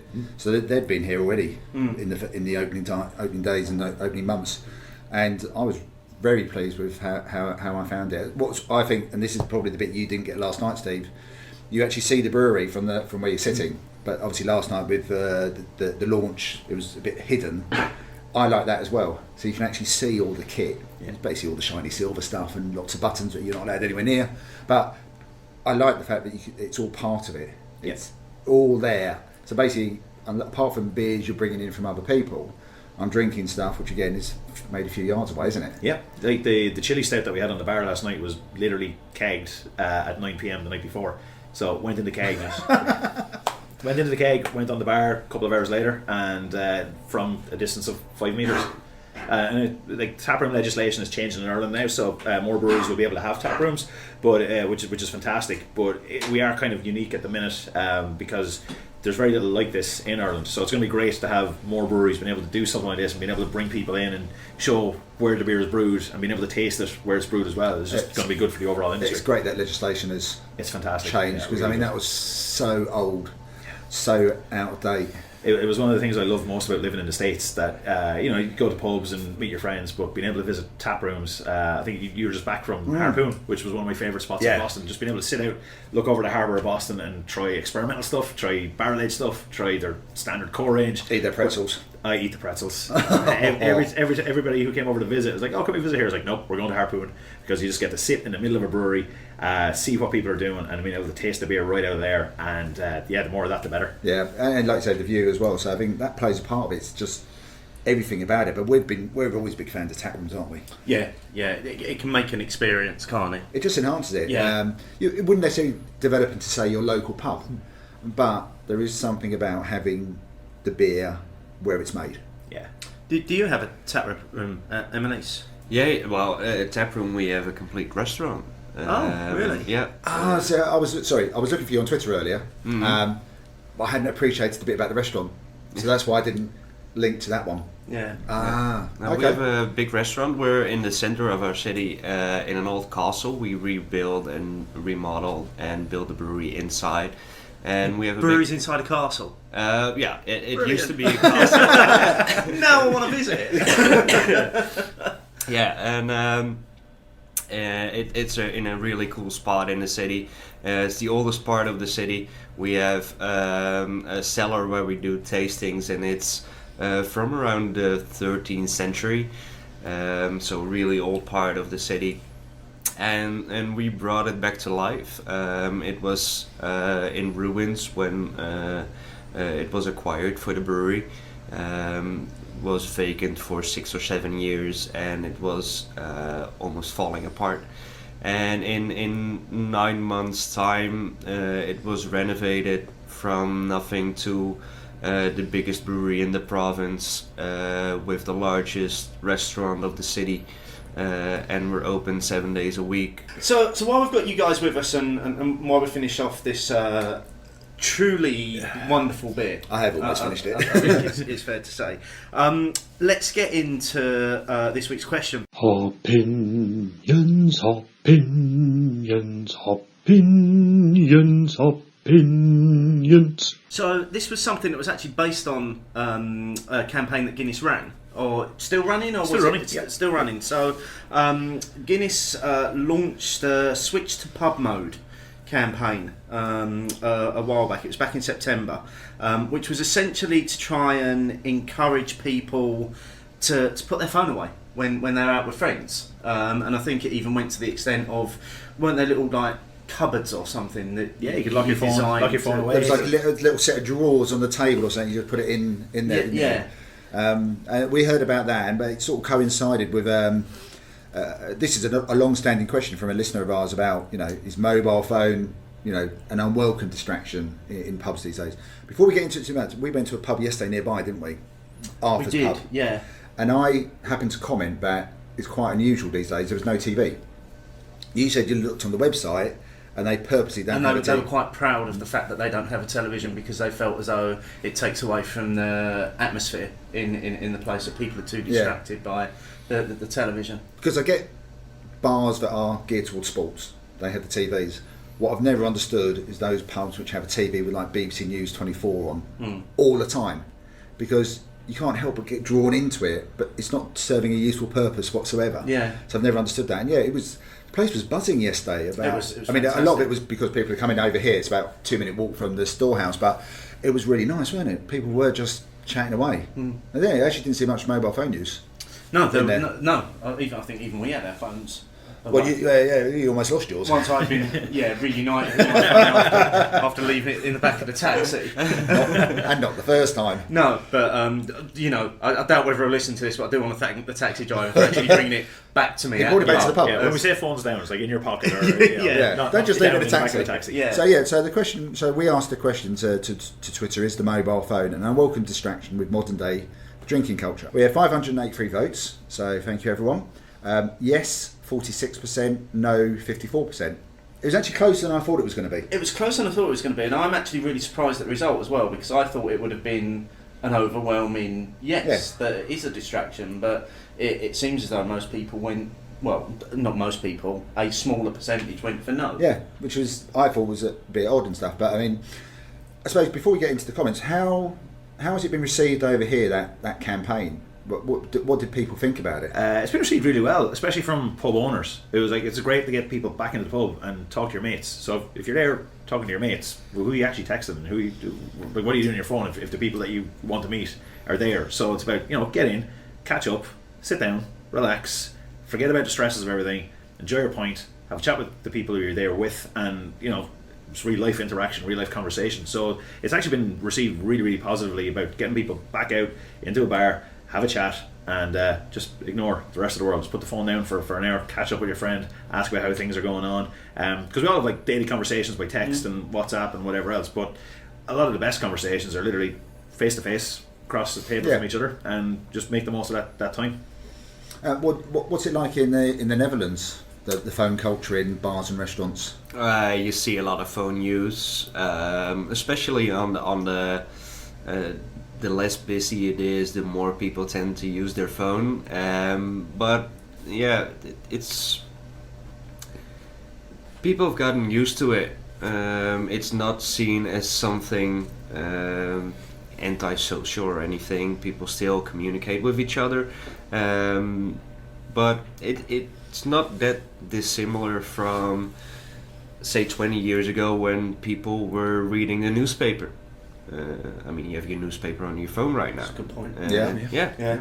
I mean, reading newspaper, your head is in the newspaper and you're not looking at anything, you're not communicating with anybody. And now it's the phone. I read the news on my phone. I think I see that on the train. I commute into work every day, and it used to be 20 years ago, the big papers. Yeah. You might see the top of someone's head, but you wouldn't be interacting because you are reading the paper. I mean, the thing for me, I think I did vote no, and what I've been doing a course for a coaching course with work, and one of the first things that the professional coaches say is about, they show a little advert, like a minute clip of where people are distracted by the phone because it takes them out of the moment, and that's just their way of saying, look, we're here. The bank I work for is paid for us to be here, make the most of it. The most of it probably doesn't involve using the phone. And when I'm doing the coaching myself, I first of all, I want to get the most out of it, so I put the phone away, but also I want to lead by example and put the phone away. And that has started to translate for me, like at home with Michelle, when we're out. I mean, I've still got a raft of beers to untap. At some point, I'll probably do that tomorrow now, at this rate.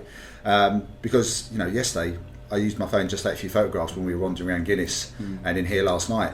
But the rest of the time we were just chatting. Chatting to you at the bar, Patrick. We were chatting during the day. There wasn't actually time to almost look at the phone and stuff. And I found it is refreshing when you don't do it, but you almost have to do it consciously. Yeah, I was at Indie Man Beer Con a couple of weeks back, and when I got there, I was like, all right, I need to remember what beers I've tasted and tried. Forgot about my phone the first 5 minutes because I had so much fun talking to everybody else that it was only when I got on the plane to come back home that evening, I was like, oh right, I should probably actually catch up on what was happening around. But everybody was so nice and so friendly, and just chatting across the thing, you just completely forget about everything else, and that's kind of what. Well, you had the same experience at Indie Man, didn't you? Yeah. I mean, I think you posted the first 2 pictures, and then that was it. I put my phone away because I just wanted to enjoy being in the moment and talking to people and just enjoying the atmosphere. Yeah, and I think that's it. But I think you do because, like you say, Jens, it's become such a part of daily life. Mm-hmm. You do have to put. It is a conscious effort now to put it away. Yeah. You have to either put it face down, put it in your pocket, put it in your bag, leave it on taxis, whichever your method is to forget about your phone. Yes, it's going to get mentioned. It's going to. Until I do it myself, in which case then I'll be quiet about it. Yeah. But so I think good time to get into some of the comments from our listeners. Well, I think before we do that, I was going to save yours. We've got empty glasses, mate. Oh, you're going to suggest that we need a top up? I think we need a top up, and I'm eyeing up Jens's beers across the table. Okay, I'll pass Jens. We've got some fresh glasses. Because we're professional. Just while we're pouring those, final thoughts on the Lambic and it just Stout. stayed drinkable the whole way through. Yeah. And I've got no idea why Padraig didn't give us a bottle each to drink. I know. We're going to share that. I know, with between four people. Two of them have had it before. I know. Well, we can have a look at your luggage allowance on the way home, and Now maybe bottle 2 and 3 of the 1500 might make a Yeah, but I okay. mean, seriously though, I think it's fantastic. Yeah, thanks for letting us Yeah, try I was that. very excited about trying it because I'm a big Lambic fan. Yeah. But I probably exceeded my expectations, and I think that that must be for Guinness. That you said your phone blew up basically because of all the stuff, because people probably were anticipating it, but for it to exceed expectations has got to be good. It was good. One of the bars I used to drink in Boston had an amazing selection. I think they had 30 different taps, but they managed it really, really well. And it was a selection of big brand to the tiniest local brewery. So the bar manager actually sent me a message on Facebook going, I just saw this, and if there's any way you can get a bottle over to here, it's going to be our Christmas celebration thing between the team, because they crack open a bottle on Christmas Eve after it closed down for the whole Christmas period. I was like, I don't think there's too many beers that people would go out and seek to do something like that. So yeah, it feels really, really good. Really special. Yeah, that's quite cool. Yeah. But yeah, what did you? I mean, I thoroughly enjoyed it. I thought the flavours worked really well. It wasn't overly sour from my perspective. It was just a real nice balance, fruity all the way through, and just really soft on the finish. Yeah, as cracking. well. So, Jens, while we've been discussing our final thoughts on the beer, has poured one of his beers. Would you like to describe what beer you've poured for us, Jens? Yeah. I've taken 2 beers to pour today. It's of our new line, the Barrel Finish line. That's a limited edition release each time, and we're doing about 3 different kinds each year. And the barrel finished is something completely different than, not completely different, but you see a lot of barrel aging right now, and it's leaving the beer in for 6 months, 8 months to 12 months or even more. But you see a lot of whiskey barrels and stuff like that, but whiskey has a really powerful flavor to it, and a lot of barrels have a lot of powerful flavors in it. And you notice sometimes when it's left too long, the flavor of the whiskey takes over and you're not tasting the beer. So in the barrel finished philosophy, less is more. So making it a little bit more balanced and leaving it for less time than a barrel aged beer. Still keeps the beer intact, but giving a hint of the barrel or a little bit more, but keeping it more level to it. Especially for this series, I've now poured the Barrel Finish 2, which is a barley wine. Yeah.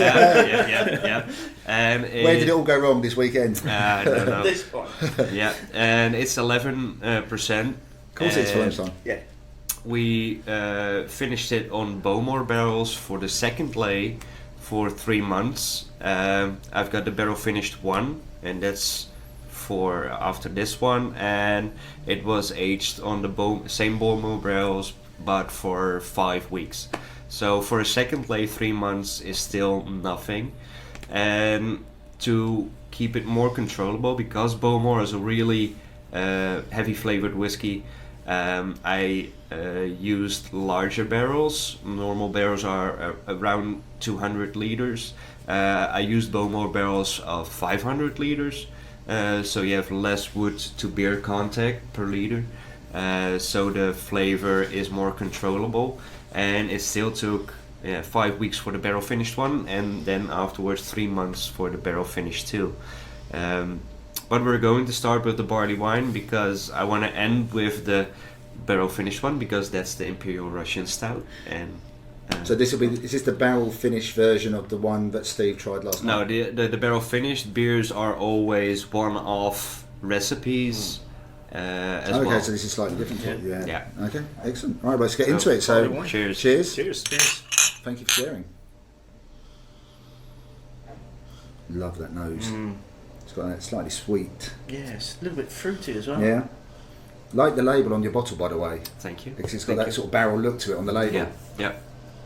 I think it was one of the things that we were blown away with when we after we met and Jens got the train back up to Belfast. We kind of researched the website, and the way he explains his beers on it is brilliant, but the labelling on all the bottles is just some of the best I've seen.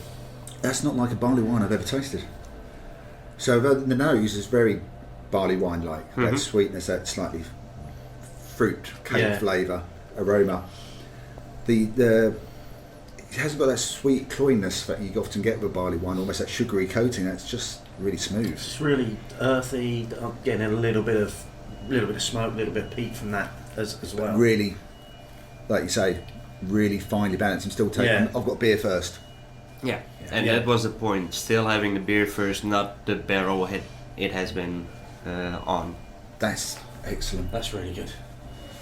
I mean, technically, we're actually sharing Patrick's stock here, aren't we? We are, yeah. Because Patrick has a little secret stash. Pulled these out of a box next to his desk. Yeah. That's the sort of desk I want. So while we're enjoying this, let's go through some of these comments that our listeners made. So first up from Paul at UNRCD. It was Paul's question originally. He said if he's on his own, he'll use his phone to check in beers and to read Twitter, etc. In a group situation, I tried my best to leave my phone alone and would check in beers, etc. the next day. Don't always succeed though, and I think we do see that quite a lot, don't we? Especially when we're at bottle share. Some people are on their phones checking in their beers, whereas I know I've now got to a point where I try to do my best to leave my phone in my pocket. I'll write notes and I'll then check them all in. Yeah, I mean my notes get progressively less descriptive mine do. as the bottle share goes on. Legible. Yeah, and by the end it's a word. Yeah, which I'm thinking, what have I written? But yeah, I try to do the same now. I think there's a few of us that do that. Yeah. Because our friend and creative director Clayton kindly prints us out a little tick sheet for us to put some comments on. Yeah. Very, very organised. Yeah. Wayne and Janice, the Beer Snobs, did a bottle share last January as part of Triannuary and brilliantly held it in the basement of a pub, so phones just wouldn't work with reception. So people just took a picture of the full lineup at the start, and then that was the end of the phones for the rest of the night. Cool, good way of doing it. Yeah, and Janice did actually make a comment as well. So from Janice at Mrs. Beer Snob, yes, it's becoming a major bugbear when people start using their new phones when I'm out for a few sociables. I've actually started curtailing my social media time and turning off my phone more frequently now. Yeah, and I think she's alluded to that in the past. I think she definitely, her and Wayne both definitely retweeted the information about. Well, they also spoke about this on one of their recent podcasts. Yeah. They had a brief chat about this as well. So no, found it really interesting about their comments and stuff and about it. I think putting something where there's actually no signal. Yeah. That's actually quite a good way, because you haven't actually said don't use your phone. Yeah, exactly. You just can't use. You can't use your phone. Yeah. That's one of those things about what I like still being on a plane. You know, every now and again they talk about, we've got the technology now where people will be able to make phone calls. That'd be my worst nightmare. There's someone on the phone on the plane. There's nowhere to go.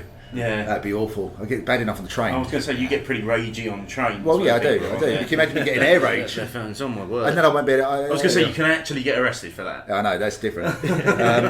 So from Andrew at Wrestle and Drink, and from Greg Bullman at Greg Bullman, their comments are fairly much the same. I've met a lot of people that I'm now friends with, or even at least social with in the beer community because of my phone and its apps, which again is probably very true. I think we've covered that before. Yeah, we'd all attest to that, wouldn't we? Phones are great for connecting with people, so there's a lot to like about smartphones in relation to drinking culture. However, I have a big problem with phones in the pub or tap room when you have a group of friends looking at their screens and not talking to each other. And that was sort of fairly much. There's a few comments, but that was particularly from at Gregor J and at Rob Edwards 90. They said that, didn't they? Yeah. And I think that's probably where I come in now these days. Is that make it, if you are going to use it, make it brief. If I'm out with my friends, then I'm there to spend time with my friends. Yeah. Not to be on my phone. I mean, you know, the untapped check-ins can wait. Yeah, but I used to think that they couldn't. Yeah. I did used to get, especially when it's first, it's new, it's all bright new and shiny. I thought, I've got to do it there. But then I also discovered you could check in from a location even if you weren't there the next day. Yeah. It's provided you were quite close. So yeah, it's like, well, doesn't really matter. I can do that anytime. For me, it's a personal record. So when I get back to it, I've got them all on there, but I don't need to do it at a time. Going back to when we were in Arthur's yesterday at lunchtime, like I say, when I eventually was repatriated with my phone, our phones were on the table, but we weren't using them. We used them once because there were a few beers on the bar that when we were unsure of which one we wanted to try, so we went onto Untapped and we had a look and we actually used it to make the decision. And it worked really well. It did work really well, yeah. It did work really well. Yeah. So yeah, just continuing on. So from Carl, the bearded one, at the bearded one. Yes, hate them. I would rather I put it in a locked box. That's very handy. Yeah. Come to Ireland. There's lots of them. when I walk into a pub or bar. Everyone else can do what they want though, but it annoys me how I go for it all the time. So I think that's what you're saying, what we said. You have to be conscious about it, don't you? Yeah. Which is probably why Guinness came up with put it in a box. Yeah, actually take it away. Because once it's on you, that's how I found it on this course. As soon as we have a break, so everyone's got the phone. Everyone's on their phone. Straight away. There was one group I had, so you have a group of 6 people. And I said, right, we've got about 10 minutes, and the coaches are very strict about our timings. And we were 10 metres from the door to go out to the breakout area. 4 out of the 6 people were already on their phone before we got out of the room. It was like so quick to do it. I know it's like there's a work thing, but it was like straight away. That was the first thing. Out of everything else they wanted to do, before we even think about going to the restroom or anything, it was on the phone. Yeah.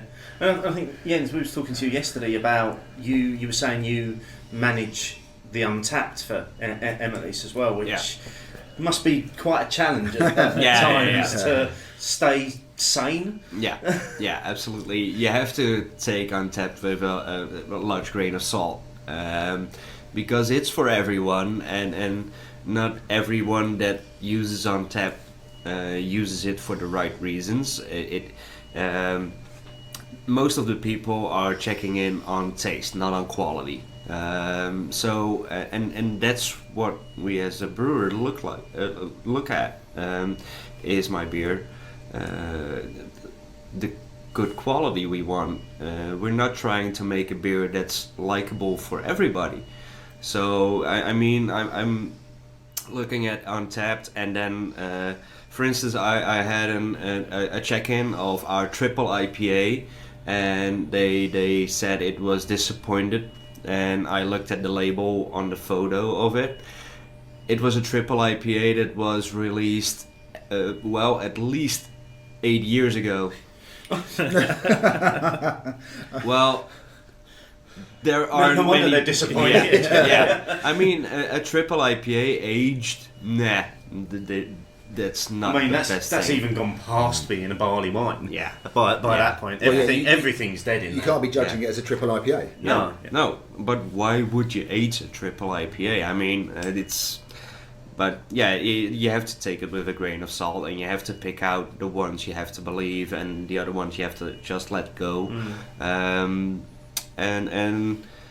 We try to be as immersive on Untapped as possible. So we like to check in the people who are drinking our beers regularly, but also if they're giving us a great score, we like to be interactive with our drinkers.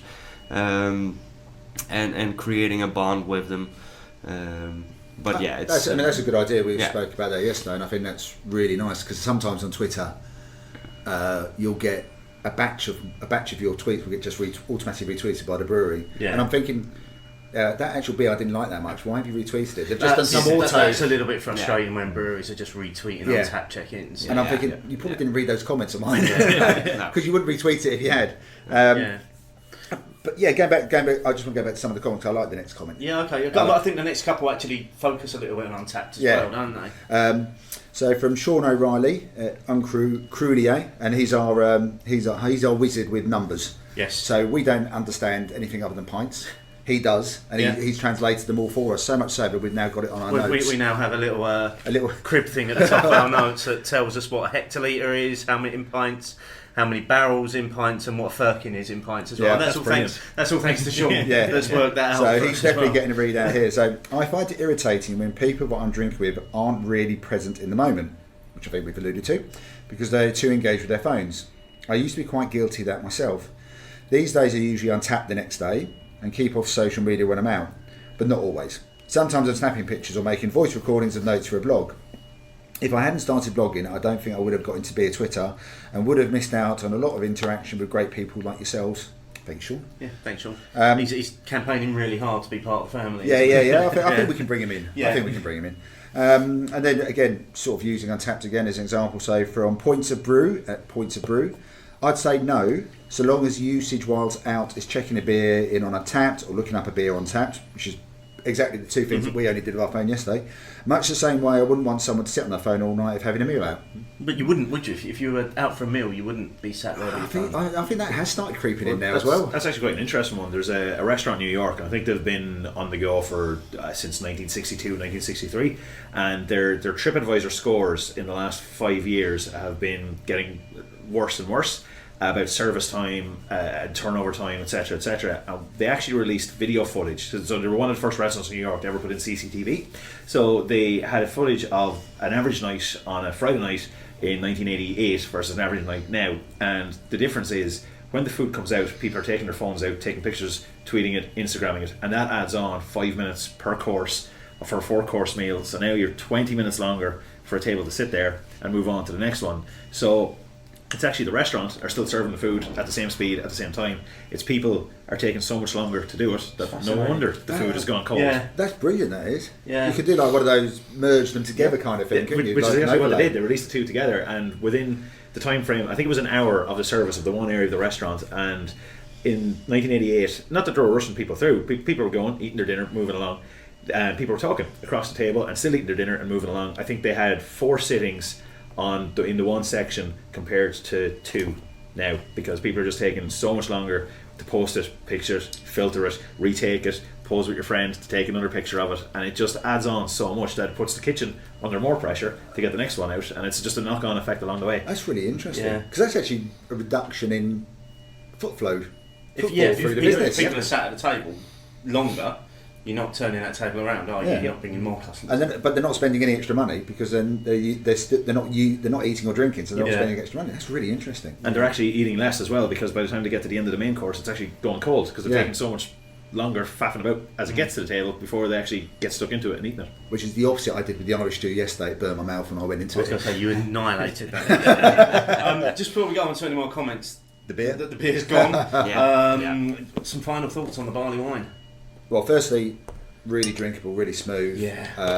It's a little bit of a burn on it at the end. Only ever so slightly, so you still know there is a bit of booze in there. Yeah. Which I think is always good when you are drinking a big beer. You should know there's a little bit of extra going on. But so smooth. You still wouldn't picture it at 11%. I think those slightly woody, ever so slightly smoky notes that you would expect from what was used for those barrels previously. But I like the idea that it was just a finish. Yeah. And that worked. I can understand it. The way Jens described it, which I think was really good actually. And once you've tasted it afterwards, you get it. Because we've had barrel aged beers, and there are times when those very whiskey, especially those very peaty whiskies, then and I like peaty whiskey, but I prefer peaty whiskey when I'm in a peaty whiskey rather than in a beer. Yeah.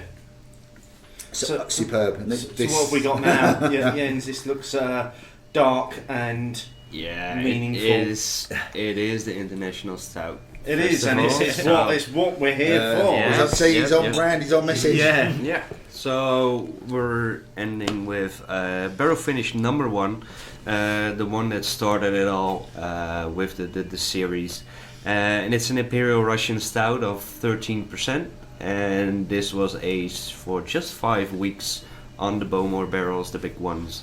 And this beer, I got a golden award on an international festival in Germany. One of the Congratulations. thank you. One of the biggest awards in my small beer career. I'm still a newbie to say it. I'm now 3 years full-time brewer, but yeah, to get the big award says I'm on the right track. Which is in the always beer quite world. nice to get that sort of affirmation, isn't it? Absolutely, yeah. That must be really encouraging. Well, there are a lot of competitions you can enter, and it's really cool to win an award. But still, for me, the biggest award is seeing the smiles on the faces that people drink. If I see that my keg is one of the first that's empty, that's the biggest award I want. I mean, the winning a competition means that a few beer snobs really like the beer, and that's cool too because they really know what they are doing. But it's still for me getting the people into the beer and seeing their change in face and seeing their reaction to it. Well, let's give him our reaction. Yeah, let's do it. Cheers. I might just smell this actually. Yeah. Incredible nose. If you could turn this into an air freshener. In the car. You get pulled over and you get arrested. Give me a magic tree that smells like this. So this is 5 weeks on the barrel finishing, whereas the barley wine was the 3 months, wasn't it? Yeah, because the barley wine was the second play, so the first intensity was already in the Imperial Russian Stout, and then I added the barley wine on the same barrels. That's a big finish on that. That's really. I don't know if have we had many barrel finished before? I don't think we've ever had it, and I've done. Until about an hour ago, I'd never heard the phrase barrel finished. It's the first time I've heard it. It's normally barrel aged or it's... Yeah, barrel finished is a whiskey term, and that's why I used it, because the first one is a whiskey as well. Because a lot of whiskies are aged on a certain type of barrel, but then they are getting finished for 3 or 6 months on a different barrel, a cherry barrel, a bourbon barrel, or anything, to get a little bit of a different note to it. So that's why I use the term barrel finished. Oh, well, I think it perfectly describes it actually. That would have been really nice to have done alongside the Lambic Stout. I think it would have been a perfect contrast. I think it is a contrast. Really light and fruity and really dark and woody. Yeah. I'm getting less of that sort of peatiness you were describing. I'm getting a little bit of smoke. Yeah, I'm getting some smoke in there. Yeah, but it's ever so fine. Yeah. Again, the alcohol booze burn. It's very light and very subtle. It's very light, but that one feels like it's a big ABV for me. I think it feels bigger than the last one. I still would struggle to put it 13. Did you say? It is. Yeah, I'm sure I picked it at 13 now. Yeah. You know later on or tomorrow when we're questioning where the wheels fell off. Oh, it's here. This is definitely where they were loosened. Yeah. So for the benefit of our listeners, it's 1:45 on the Friday afternoon. Right, let's get through the last few comments here. So Miles Lambert at Miles Lambert. There's 2 elements to this. When you're out and about, don't get antisocial and speak to the folk around you. The flip side of that is the sociable sat at home on your own scenario. I've had many an evening where if it wasn't for my phone and social media, I'd be lonely with my own thoughts. Social media allows me to express views and interact with others. And I think that's the good side of social media. Yeah. Because we all know with the way people have been, about mental and emotional health these days, that people can be negatively impacted by social media. But this is the positive side of social media, And Miles himself, things like this, Miles does things like, stuff on, like the quiz, like the interactive pub quiz on Twitter on a Tuesday night. And you can get involved with people without actually having to see them because we're at different parts of the country, that kind of stuff. That's the positive aspect of it. And I think it's quite nice that Miles highlighted that side of it as well. Without a doubt. At Yes Our blog said, I tend to keep my phone away when I'm sat in the pub with other people. I've got my camera for me with photos I want to take, so no reason to get it out. And I'm quite bad for sitting at home flicking through my phone. But out and about, generally it's in my pocket bag. So again, just kind of saying the same sort of thing as Miles was saying there. Quite a good idea to have the camera separate. Yeah. Because as soon as you take your phone out to have a camera, you'll see something that's flashed up. For me, a camera would just be another thing to leave in the back of a cab. I was going to say that. Oh yeah, I'm going to start preempting you with your digs as well now. It's only because you didn't give me the Russian Imperial Stout last night. Well, yeah. I think there's still a little bit in the tap. Oh, damn. What was I saying damn for? Yeah. Right. So Mark at Kelfide, it's a balancing act. I definitely use my phone too much on occasion when in company, but it also allows me to quickly find good beer and to discuss it on Twitter and Facebook when I'm out. Overall, it's a massive positive, but need to make sure I'm not being rude. That's probably a good way of looking at it, actually, isn't it? It's just don't be rude. It's being aware, isn't it? Because you generally, when mobile phones first came to, it really was only when people were taking a call. And I admit, and that still annoys me now, but I get that it happens sometimes. But when you hear some of the conversations people are having at the time, and this is where my train rage comes, it's like that conversation didn't need to take place at that time with 100 of us packed in a train. Sometimes just wait, just because you can. And also a phone call. If you're talking to someone who you've got, I don't make phone calls. I'm bloke. I don't do many phone calls. I'm quite happy to do messages and then meet up and do all the chat then. But if you aren't going to make time to have a phone call, do the right thing. Do it in private so that people are getting your full attention. Because if you're in a public place, you are not giving that person the full attention anyway. So don't pretend you are. Yeah, true. That's the way I look at it. But I think it's a good point. Is that if you are going to use it, just make sure you're not being rude. Yeah, just be polite about the usage. And the most annoying part of taking phone calls are the people with those earpieces. Yeah, They started talking. It's the ones without them who do the FaceTime. Oh yeah, And walk around with the phone in front of them. No, at least put the headphones in, please. Yeah. I don't need to hear both parts of the conversation. I don't care what the other person's For goodness sake. And so the final comment we had, the final comment we're sharing because we did have plenty of comments again. Thank you everyone who provided comments. Joe Hill at Multiplex Rant. No, it's brilliant. It's the nexus of my beer geek life. I've discovered so many beers and made online and subsequently real friendships with people as a result. Just don't use it in the pub, or at least use it discreetly. And which sort of echoes what Mark was saying. Kind of sums it up. So sort of where we are. So I think that was an appropriate comment to finish off on. Yeah, without that. And as you say, we will always encourage people to continue to get involved in the discussion. Use the hashtag Hopinions, and we'll find you. And obviously share your views on this one as well. So while we're just finishing off the beers, just some final question for each of our guests. Padraig, what's next for the Open Gate Brewery? Where do you go next with what you're doing here?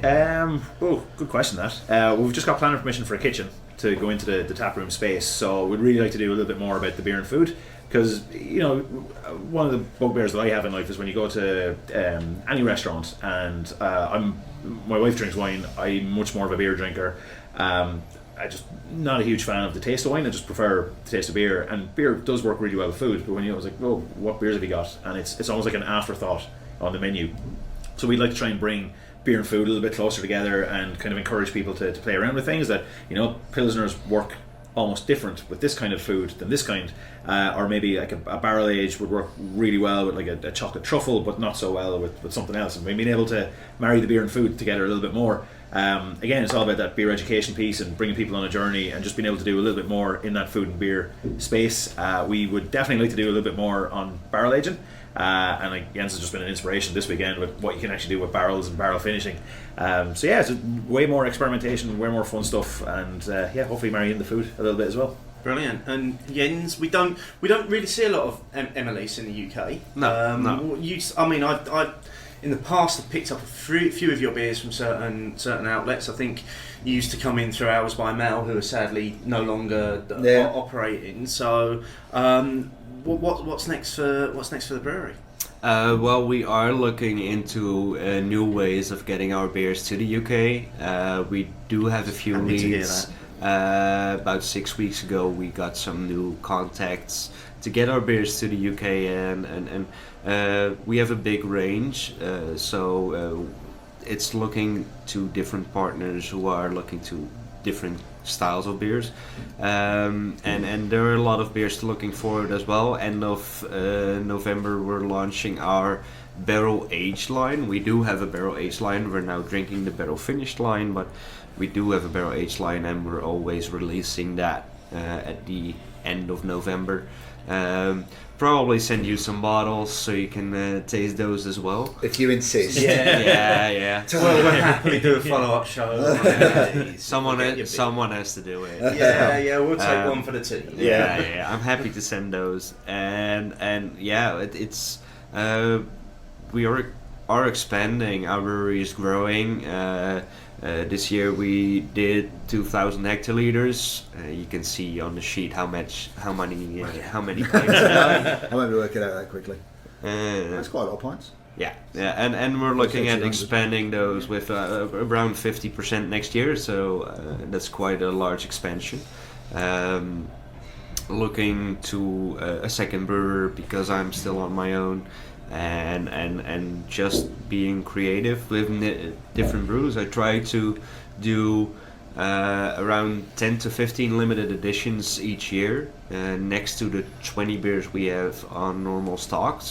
And that's all you? Yeah. Wow. Okay, that's pretty impressive. You're a busy man. Yeah, it is. I bet this is like a nice holiday for you then this This weekend. is, and so hopefully I will be here a few times in the next year, and I reckon you'll get invited back again. I'm judging by the reception your beers have had so far. Yeah. And as Patrick said, some of the stuff that you do could be a source of inspiration. For the Open Gate Brewery. I'm happy to help. We now in the last few years, I got a lot of experience with barrel aging. We at every given point we have around 200 barrels full of beer. Somewhere in the castle. No. It's on a. Sorry, a bit obsessed with the castle. It's on a secret location, not to be disclosed, not for prying eyes. He means us, doesn't he? Yeah. Not going to give directions. It's in a 2-mile radius of the castle. Yeah, we don't know where the castle is. We're never going to find it. I'll make you a treasure map.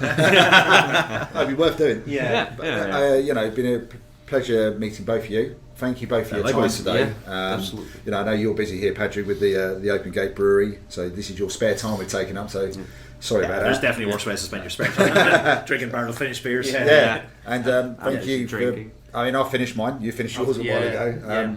Thank you for sharing all of the beers. No problem. It was our pleasure. And for obviously inviting us over to be part of the International Stout Day. That's what beer is for, is sharing. It's been an absolute pleasure. It's been great fun. We're going to sign off by saying we are going to have some more stouts. I think we probably are, Yeah. I think there's a good chance of that. Yeah, so cheers. Yeah, cheers. Cheers, guys. He waits. That's what he does. And I'll tell you what. Tick followed tock, followed tick, followed tock, followed tick.